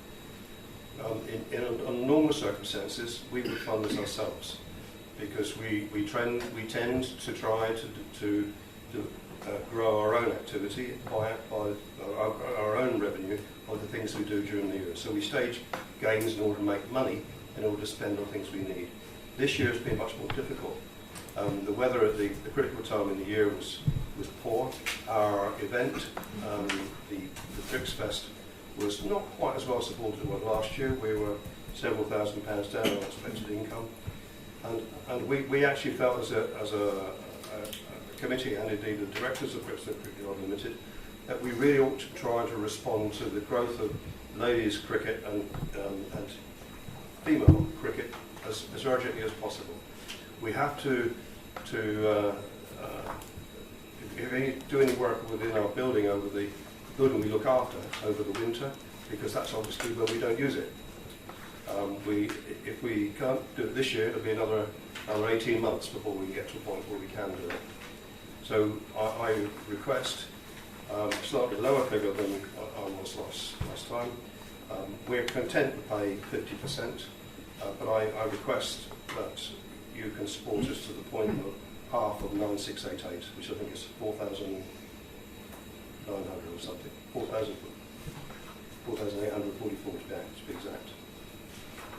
You also requested additional drawings. I did. And I'm hoping that you're now satisfied with those. Are you registered for VAT? No. We're not registered for VAT.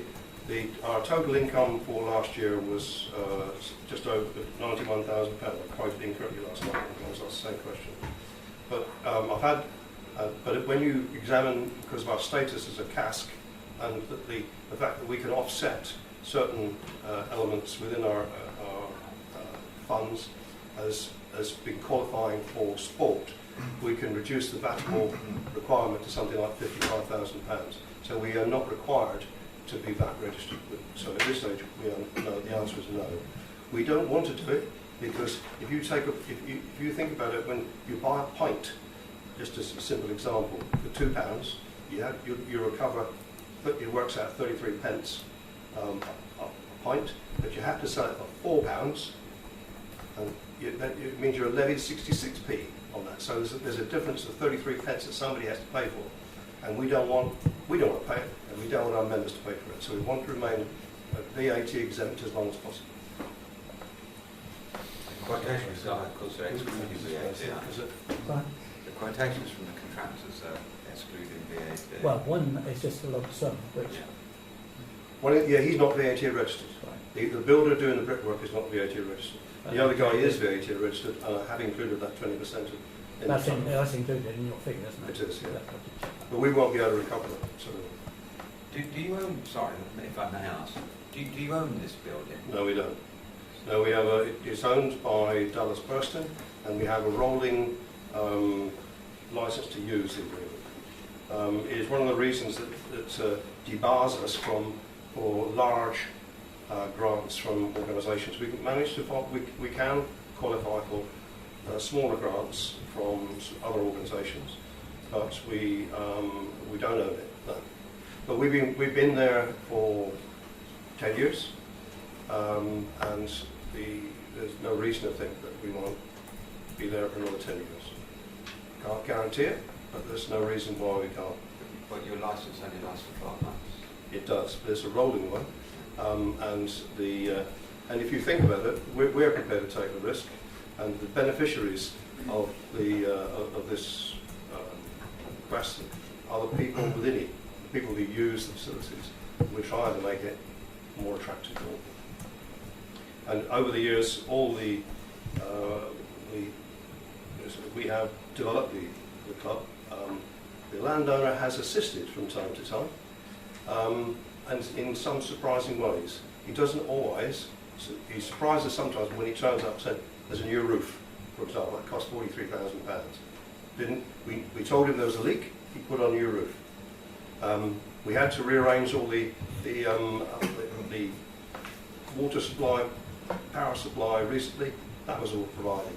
So there are benign ways that the developer, sorry, yes, the developer, he is a developer, the landowner could assist us, but no, we don't know. Any other comment? Seeing one of the topics. So are there any equality issues if we don't approve this? We see it that way, sir. That's there we go. I'm just trying to get my head around these quotes. So we've got JB who've quoted £1,800, but that's for the gents loo. No, that's the brickwork and block They work. stack up. But are we not looking at just ladies' loos? No, but they're all part. You need to do both. You need to do part of both. You- You need to alter one to get the space to do the two ladies. Yes, thank you. How many quotes have you got altogether then? Two. One is too expensive and inadequate in terms of detail. Sorry to sound slightly nerdy. One of the quotations says you're going to provide a toilet that complies with Part M and the building regulations. That's for, we can't do it this year, but what we believe that we've got to do the ladies' toilet this year. One of the challenges the chairman said last time, but if you go to a point where you do install a disabled toilet, you do realise, I hadn't realised, I say there's a minimum size that There is indeed, yeah. There's 2.2 metres by 1.5. Now we comply, our existing ladies' toilet is that size, so just over 1.65 by 2.18. I would want to argue by about 2 centimetres. But Building control might. but I've also looked at other disabled toilets in the village, and so I can tell you that not all 2.2 metres by 1.5. But I looked at the regulation because it was challenged to do so, and I and indeed the builder was satisfied that he could get in what we require when we get the funds next year. He's currently looking at the illustration, which is within the documentation. Those plans don't comply with Part M of the building regs. No, they don't, because we're not aiming to build a disabled toilet. But that's we phase 2, and that would be an existing ladies' toilet which I haven't shown because the chairman asked me to take it out. Last time it was a bit confusing what was in. Because there was disabled toilets, there was private toilets, there was ladies' toilets. Nothing really stacked up with what was going on. So I did ask for just for phase 1 works to be shown on the drawing, so that it was clear cut of what the grants were for.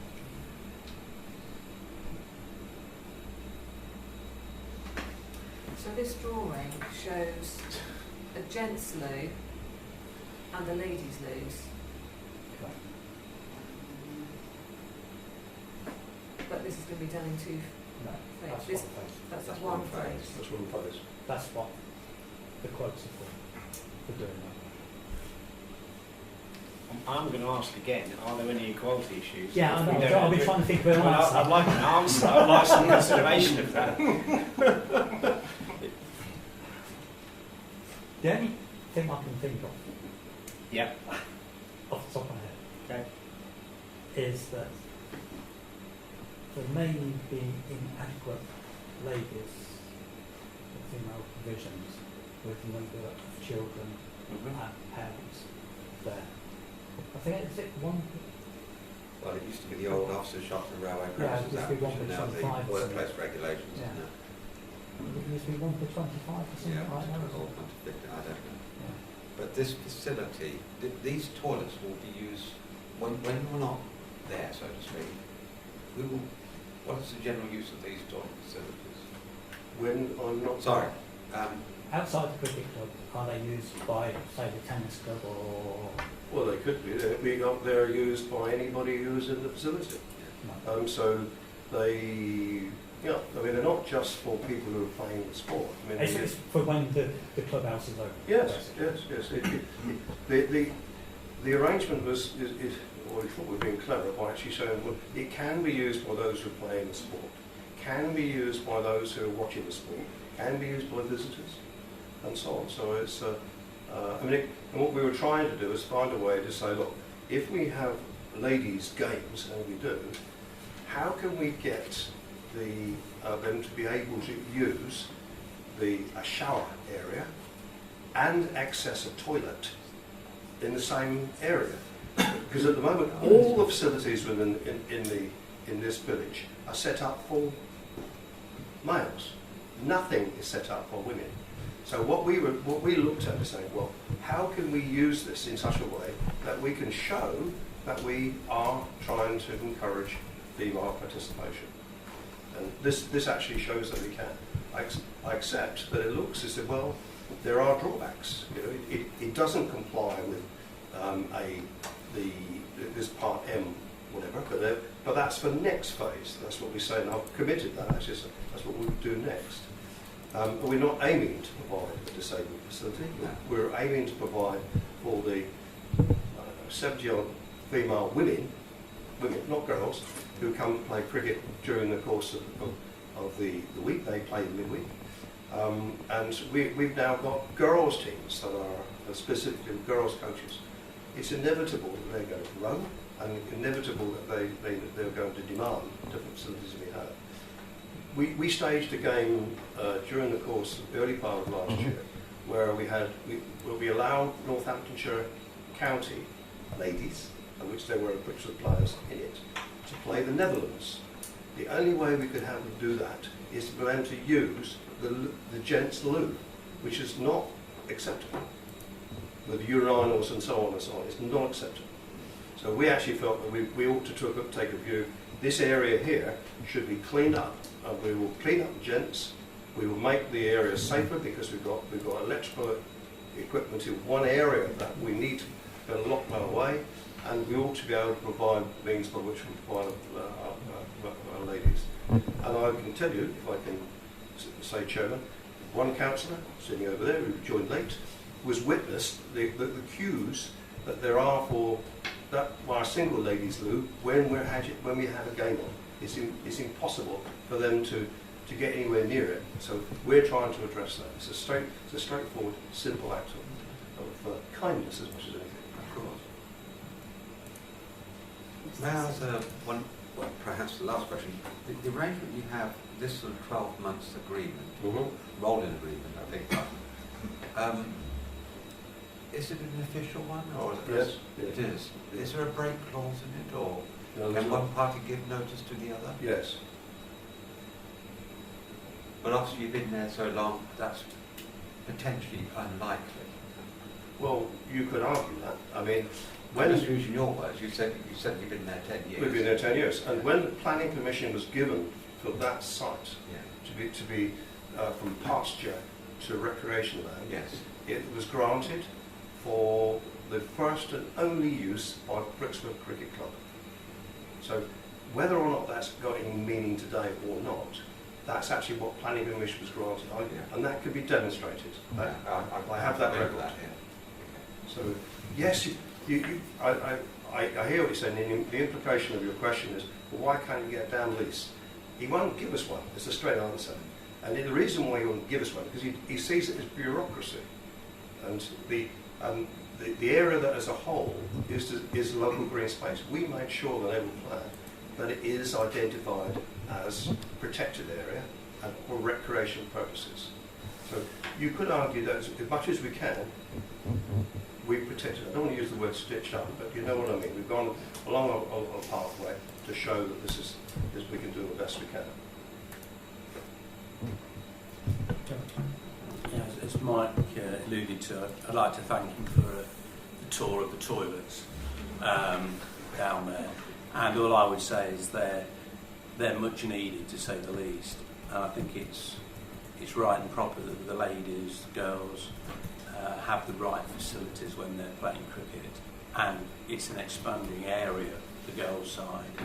And with all the issues about health and well-being and things like that, then I would support this. Thank you, Chair.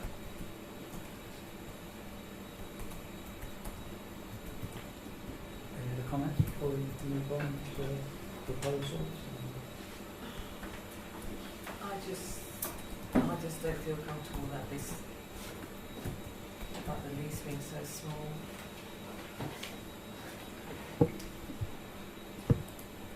I suspect the cricket club would like a longer lease as well. But We fought before, but what we got was that, and I repeat that the beneficiaries are the people who use it, not the But only landowner. within the season, only within the cricket season though, which runs from April to October. Well, I concede that, but as you well know, there's been investment made by the club with no support from any other agency other than their own efforts, in order to make it much more acceptable to be used in a clubhouse environment all round the season. So the long-term aim is for it to be used not just for cricket, but that's either something you accept or you don't. yeah, I have to say I support the principles of equality and equal access, and in light of that, I can't see that I couldn't support the development of this. I think we do need to encourage more people playing and more of the opposite sex, and therefore it would have my support. are you proposing that? I am proposing it, yes. Propose to accept it. Do we have a second? Thank you, Ian. All those in favour of supporting the grant application? Those against? I'm just going to abstain. No abstention. Thank you. I do understand the comments, and I assure you that it will be used well. Thank you for that.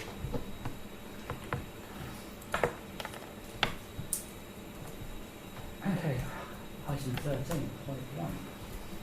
To consider a special event application for the Brixton Juniors football team. Paper P.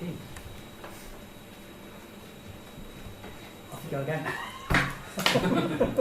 This is it's an event application to put on a tournament that the village football club haven't, the junior football club haven't had a tournament played for probably 7 or 8 years now. There's some of the committee members who are keen on holding one, and it would enable the club to raise more funds. We've got a host of items that are probably about 5, 6, 7 years old now, and this would enable them to change over the usage of some of the older equipment. But essentially, it means playing a tournament. The original application was to play it on, I believe, on a Saturday and a Sunday for 2 weekends. We have chatted with the cricket club, and we are having got in receipt of their fixture list, their troubles with the amount of teams they have. We now wish to change. The application would generally be around a Saturday morning tournament and an all-day Sunday tournament based over 2 weekends, in order to facilitate the age groups that we require to hold a tournament on. Most tournaments around the county, they're played from like 9 o'clock in the morning through to about 5 o'clock in the afternoon. We appreciate the cricket club's problems with pitch usage, just had that discussion, but essentially we would stop at midday in order just to play a tournament on 2 Saturdays, and then we would use the 2 Sundays to have a full day's worth of tournaments on those 2 weekends. We've suggested, I believe, the first 2 weekends in June, I think is what our fundraiser. Well, you actually got 27th and 28th of June and 4th and 5th of July. Okay, But apologies. you have got something else in the documents that said they could change depending on cricket club issues. fixtures and stuff like that. Yeah. So in principle, the fundraisers and the team that will be putting that together, because I've suggested to them also, they must get the other tournament dates from around the county. Because there's no good Brixworth hosting a tournament on the first weekend of July, for example, if 5 or 6 other football clubs are doing the same thing. So if it is all I'm seeking really tonight is your approval that we can go ahead and try and get these tournaments put on, and then I will come back to you with the specific dates of when those 2 weekends are going to be carried out over, because I have to go to, so basically I have to write to the FA, I have to explain to them there's going to be a tournament going on, I have to send them a set of rules, I have to send them a health and safety and RAMS scenarios, so essentially there's a lot of work to do, but no point in me doing all that if you block it completely. Okay, that's what we're after. There's a couple of questions. Item C says the event shall during the set period of occupation open not earlier than 8 a.m. and close no later than 11 p.m. Is that correct? No, I've not. The tournament would be. It's got general terms and conditions, item C. There's a time period there of 8 a.m. Oh no, that's That's your. Right, Yeah. I wonder why that was. Then I saw motorbikes as well. I saw motorbikes and then generators, no more than 1,000 hours. No, it'll be after stage in the morning, and it'll be finished by 5 o'clock in the evening. It's just how the document's been stitched together. Okay. Right. Thank you, Mr. Chairman, for causing confusion. I didn't cause any confusion. I'll blame Peter then. It's not my document. Chairman, do you mind if I just have one rider to what was said? Let me say, Simon, cricket doesn't have a problem, but you do need, in terms of fixtures, we have an agreement that we use it during the summer, which means that you must get out by noon on that day, because we need an hour to set all the equipment up to stage the game starting from 1 o'clock. Yeah. So as long as we have that understanding, the cricket club doesn't have any objection. You're happy? Yeah. I mean that's what happens, and because basically, obviously, the cricket play cricket in May when it's still our football season, and we are off there all the time, ready for them to play cricket on a. It's during the cricket May. season, The football season, you know. So yes, we understand that. If we can't make that happen, we will obviously just stick to Sundays all day. Okay. We use it 16 weeks a year. That's the summertime. The football season extending into summer. You know, speaking as somebody who thinks that don't understand how they do that. Why? It's a winter sport. I can see why we're not having the carnival this year.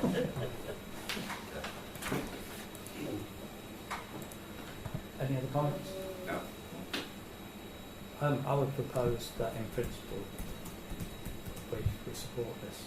Obviously dates got to be finalised, but Simon will come back and confirm once something agreed with.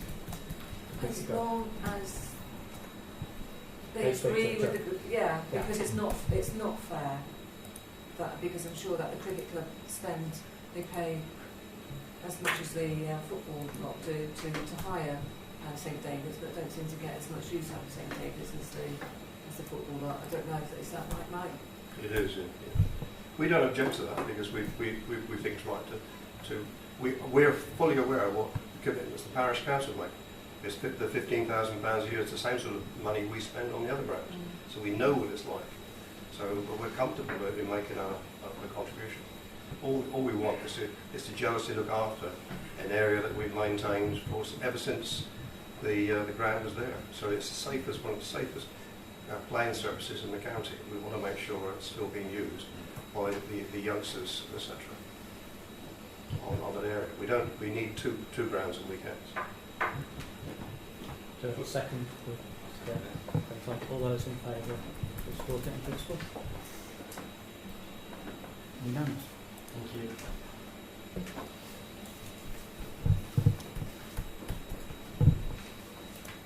Second point is to consider an application to use the car park for care home staff,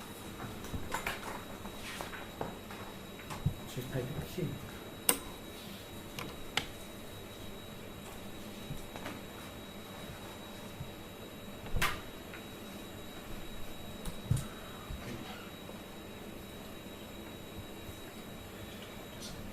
this started off with a telephone call to me about whether somebody could park 3 cars in the car park whilst the nursery was being constructed. I said that I couldn't make that decision, and we brought it to the council, and we asked for an application to be made by the care home for use of it. And it's fine then that actually about 10 cars. And I've installed a gate in their fence, I think it's their fence, isn't it? It is, yes. Which access the car park from the care home. Where's the care home? Where's the care home? Quite cool. Sorry? Actually called. Quite cool. By the old surgery. Yes. Right. I thought they were closing now. Okay. No, partly not.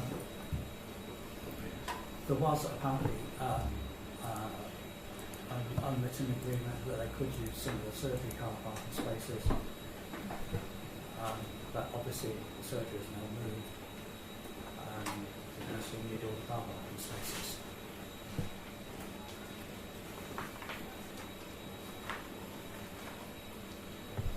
I mean, obviously during the week the car park's not used that much. It's obviously used during training, and at the weekend it's pretty much rammed with everybody. So it's really good discussion. So, is this request for 6 cars or 10 cars, or how many cars is it? Well, it started off with the request for 3, and then they said 6, but in real terms there's a minimum of 10. And the hours 8 a.m. started off, 8 p.m. yeah, but the early request was 24 hours. So it varies. So the hours gone down, but the cars gone up. The house gone up, and the cars gone up. Yeah.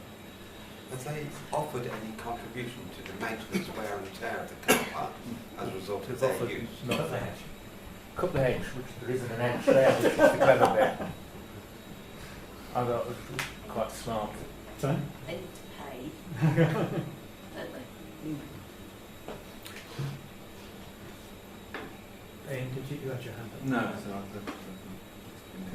So do we not query the number of staff, sorry I should put my hand up, do we not query the number of staff car parking spaces they need overnight? But what they've got already should be sufficient, I would have thought. I assume that's why I've dropped down to 8 till 8. Oh, right. The latest one is Right. 8 till 8. 10 cars being parked there between the hours of 8 to 8. I assume they've failed to do a deal with the nursery owners for Yeah. space, Yeah. which I I think- expect it's a financial issue. Yeah, I think that was referred to in one of the letters, wasn't it? But we just referred that the agreement had ended. Yeah. But presumably they must have talked about it. Yeah. Sorry, I did have one comment. Oh, yeah, that is a I thought you'd asked him and he said no, then he moved on. Sorry, okay. I have for that. Go on then. No, I'm just saying that it's council land and therefore they should be charged. I will be able to put up council land in the town centre without being charged. And as Tom said, yeah, it's wear and tear for what 12 hours a day, 5 days a Well, week. no, it's Is just it? How 24 many hours. hours? The email from the manager has requested 24-hour use, which is contrary to the bylaws. So that needs to be adjusted. But my personal feeling is the car park, for what it is going to be intensified. The wear, tear, and maintenance. Someone's going to have to pick the bill up, and I don't think we should be. I don't think the parish council should be funding that enhanced maintenance, if you like, when it's being used by a private institution. A profit-making one. Well, let's assume they're profit Yeah, making. but it is. Yeah, but it is a In the business, absence isn't of it? company records. It's just that 24/7, that's what it is. What about the junior footballs and football on a Saturday? Well, This is when the it's always guys have got a weekend. pavilion there, it's specifically intended, amongst other uses, primarily for the sports clubs that use it. They're going to find 10 to 15 Less or more. spaces. There's less spaces for them. In the evening, the clubhouse is open. Yeah. Now, I'm not saying many people go there, perhaps they're drinking, they shouldn't be going at all in their car, but some people do go there for other reasons in the evenings as well. And they don't go home at 8, well, they don't all start at 8 o'clock, some go a lot earlier. Well, I So mean, I've got training. concerns. Yeah, there's training as well. So Training, I've got concerns. It's not much, it's not used at all anyway. Yeah, I mean, if we were allowed to speak, that would be an issue to the football club. I'm assuming the cricket club as well. If there's those cars there in the way on a weekend, and as you say, of an evening, then yeah, we already struggle to get all the cars in there now. No, I mean, it's something that we're very much aware of. Yeah. I think it'll be difficult if, I mean, within the text of this particular document, it talks about the original request for 3, and then it's 10. It's almost, it's unpoliced, isn't it? Really? It could be jam-packed full of cars, and it can't be managed effectively. You can't limit the use of this or get any guarantees from HC1 group that it's going to be restricted to a limited number of vehicles. I have concerns that you could potentially open the floodgates by accepting this request without there being some form of management control in place and perhaps contribution towards the maintenance and upkeep of it. I think the biggest concern is the effect it has on central sports.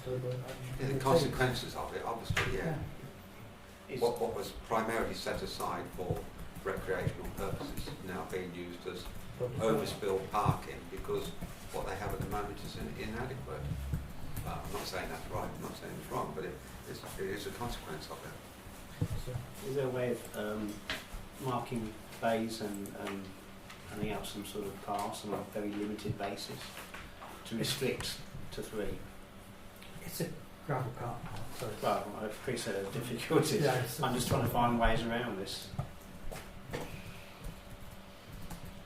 Because I agree, otherwise it is unmanageable. I mean, I think even with marked bays, it would be unmanageable, it would be abused.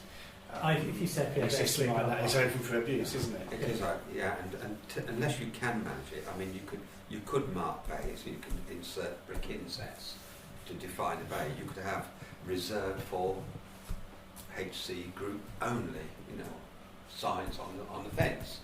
But at the end of the day, it's not policed, it can't be managed, it can't be enforced. What you could do is charge them an annual number based on X amount of cars, and we issue a permit and keep track of it that way, possibly. Do you know what I mean? I don't know exactly what you mean. Yeah, who's going to go down and check it? But that's the issue, it still needs to be managed. It wouldn't matter what passes you hit, I suppose. But I think that they're going to use it as a car park anyway. We've got the situation, they've already started parking there. They're not going to suddenly turn around and go, okay, no, we're not going to park there anymore. They will continue to park there. Because they have stopped. Sorry? They have stopped. They have actually stopped. Since I spoke to head office, yeah. Oh, fine. Okay. Well, if they have stopped, then that's fine.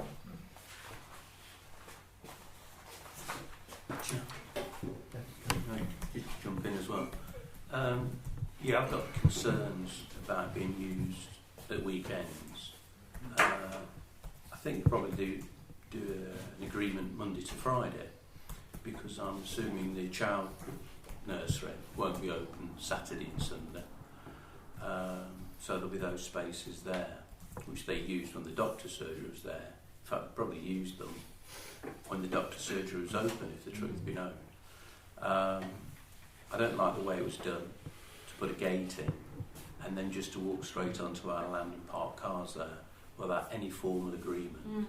We've been burned so many times without formal agreements, and I'm not going down that route again with the parish council. So whatever we decide, I want solicitors involved, properly drawn up, so we're absolutely covered. And I agree that we're going to charge them. It is a profit organisation, it has to be. It can't be anything else. It was in measures, I think, last year, the report. So I just think we need to do all those things.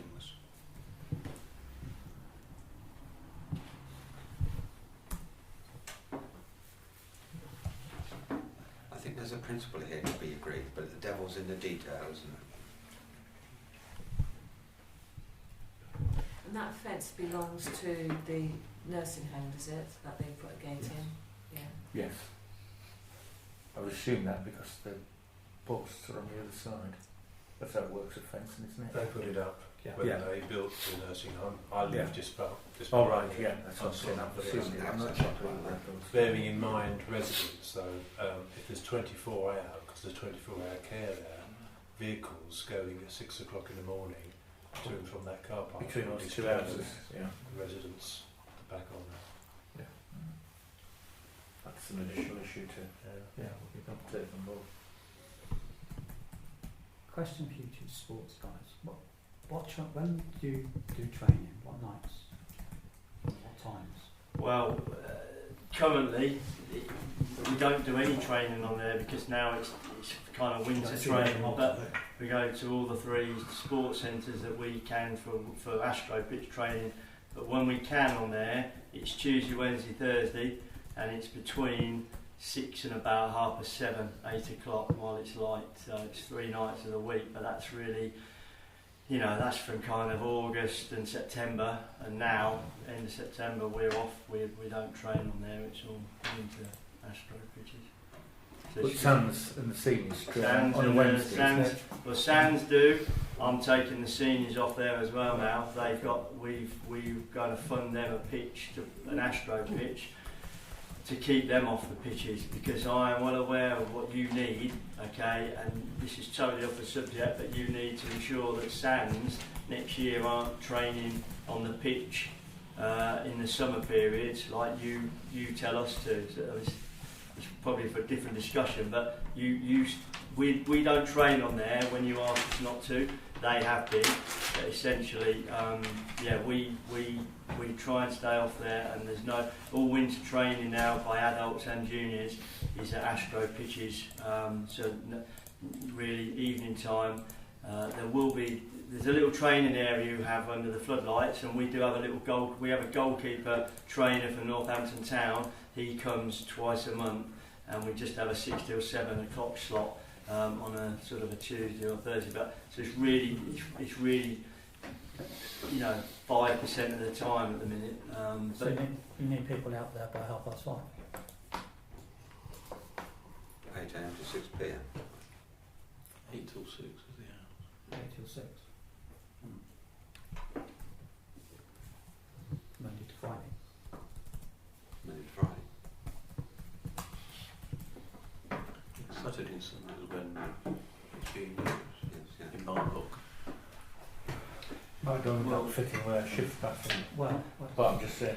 But that's their problem. Yeah, That's yeah. So just back to your point, obviously from April when it's sunny again, so really from April, May, we do train back on those pitches, and then obviously August and September, so it's a difficult call. I don't think we can go on doing it month by month. I think if we're going to do it, we need to set down. It needs to be limited to a number of vehicles, limited to the number of days and the hours, and financial contribution for that facility. And if they don't, I was just thinking, I think we definitely need to come up with a solution with them, because their alternative, they could park on the main road. And there's nothing we could do about that. And that would cause chaos through the village. And that would be an obstruction. Where it's just normal. I think we should assist. There's no yellow lines, there's no... Obstruction's slightly different though, isn't it? If you're causing an obstruction. But that's not our... No, that would be down to Yeah. our traffic lab, person who comes in.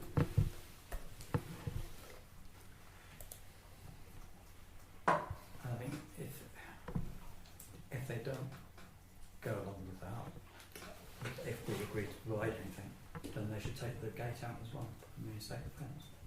so they're not got access. Absolutely. If they're not happy to reach a compromise agreement on number of vehicles, times, days and cost, then they remove the gate with immediate effect.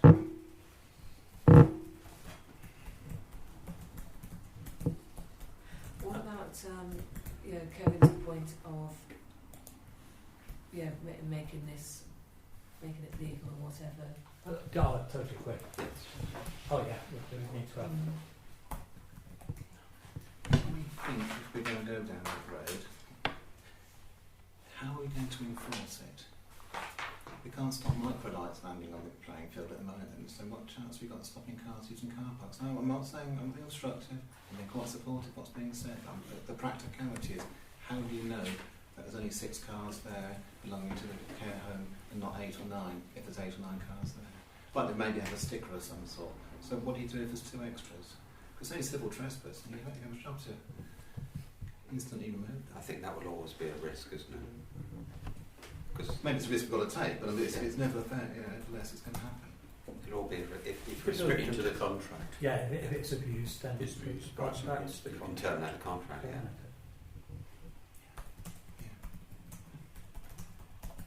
You need that power, I think, to...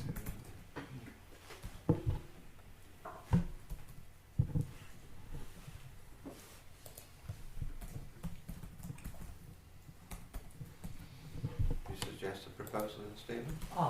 Yeah.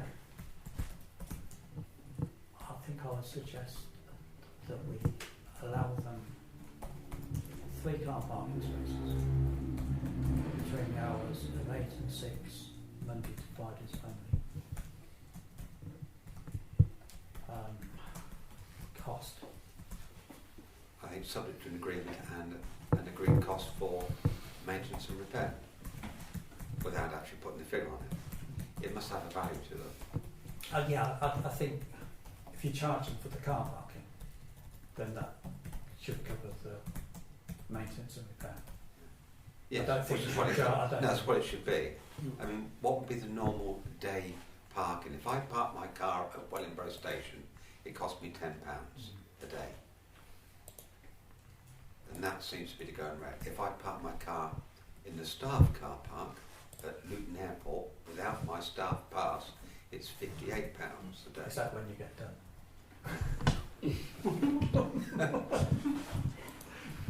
With my staff pass, it's £28. So £10 per vehicle per day is perhaps a... Whatever if they charge in town, what do they charge in town? They're I going- think we well, should, that's- or whatever they charge at Right, I don't Daventry. know, that changes by the hour, I think. Yeah, that's just recently changed, isn't it, now? Yeah. It's 2 hours or 3. I think on Saturday. It's Saturday. Don't go.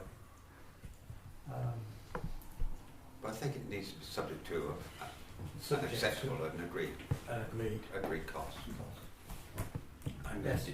I know this sounds like we rent out some car parking spaces at my organisation at £30 a month to a neighbouring organisation. So I'm just thought These organisations, are they charitable organisations? No. Are they No. profit-making Yeah, organisations? we have a company next door to us. That's we rent out. £1 per day then? Yeah, but Per car? what I'm saying Per is car. per car. So that would be if you were doing 3, that would be £90 or £100 a month. Would be. I'm just saying that we do 10 and it's £300 a month, You and want they to know don't where always it's park. going, And I don't know. Well, that's what we were told by our solicitors was the going rate for Moulton Park for car parking spaces. So I just thought I'd put it out there. That's We're just sort interesting. of looking for a number.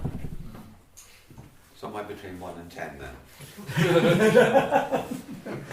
Well, no, not between 1 and 10. But we probably need somebody to go back to head office, would we, to negotiate this? Oh yeah, not with No. Right. Good. And I think if we knock the first ones off, like an agreement, these are the cars, is that acceptable? And then this is the cost. So if they're not prepared, they might say no, 3 cars is not enough, we want 5. And then that's a no deal.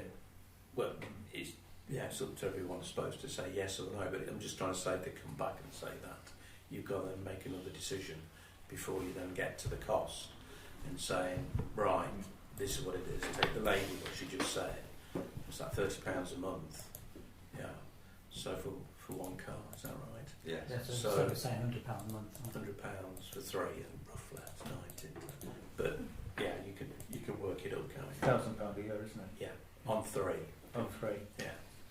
So you're 12, 13, 1400 on 5. And then presumably we'd want them to pay our legal costs as well. Yeah. Yes. Otherwise it'll cost us. It'll So it cost costs us It'll cost us £1,000 in year one to get the legal agreement. Yes. Yeah. And obviously with the break clause, or a clause right into Abusing the situation. Yeah, Correct. abuse, yeah, and Yes. contravention. Yeah.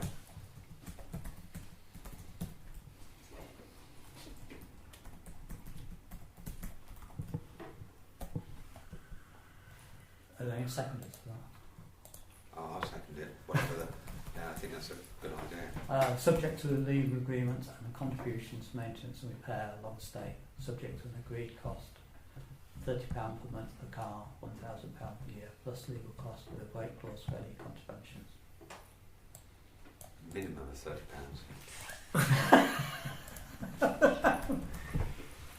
good RPI for the following year. Index linked. Indeed. Yeah. You can do it.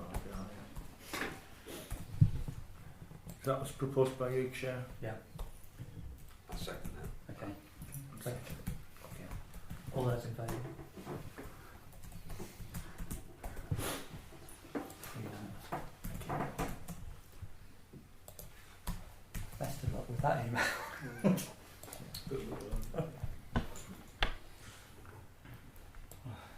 Started off by the fact you wanted £7,000 a minute ago. now it's only £1,000. I mean, You're not going to get seven. no. Okay, moving quickly on because we're backing on the time. Item 14 is Parish Clerk's report, paper R. The only thing I draw attention to, Chair, highlight is the village hall legal agreement is being progressed. The latest is Bateswell's waiting for the original documentation from Shoe Smiths. We did say we would try and deliver it by the end of September, but there's been 3 delays. We were in the middle of that, but it's all moving forward rapidly now. Is everybody happy with Peter's report? Okay, item 15 is to note the general correspondence, which is contained in paper S.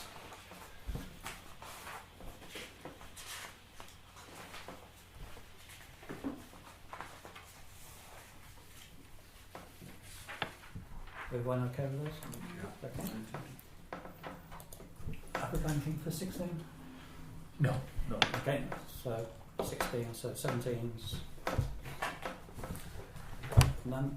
So to note the date of future meetings, Planning Committee 14th of October, Media and Communications 23rd of October, Planning again on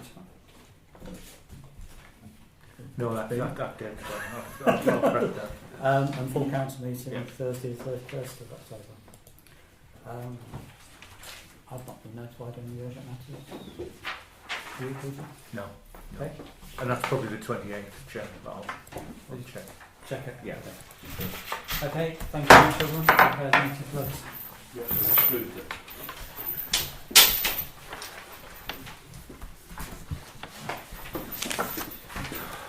My application.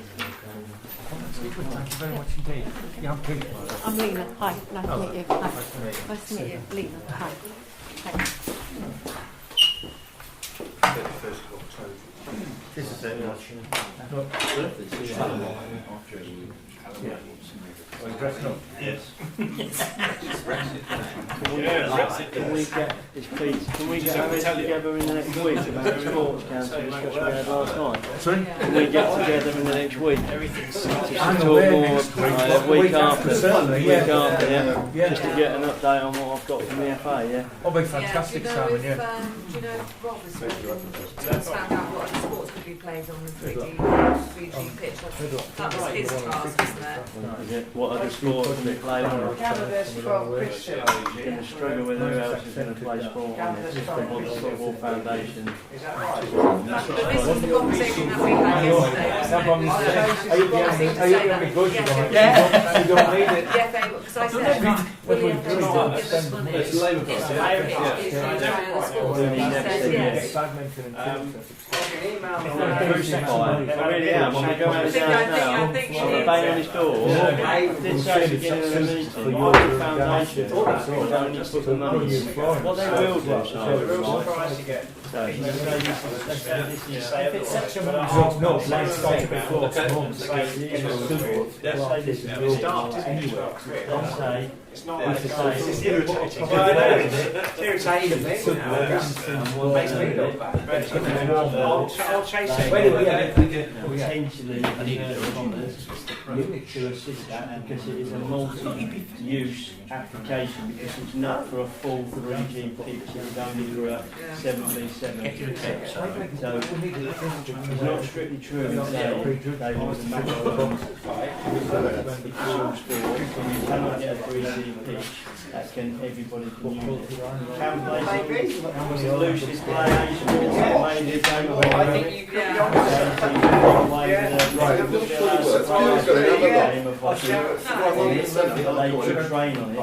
Sorry, do you want I like it. I think what's important is that we need to find out So get a good look at this meeting. Yeah, that's the more plot.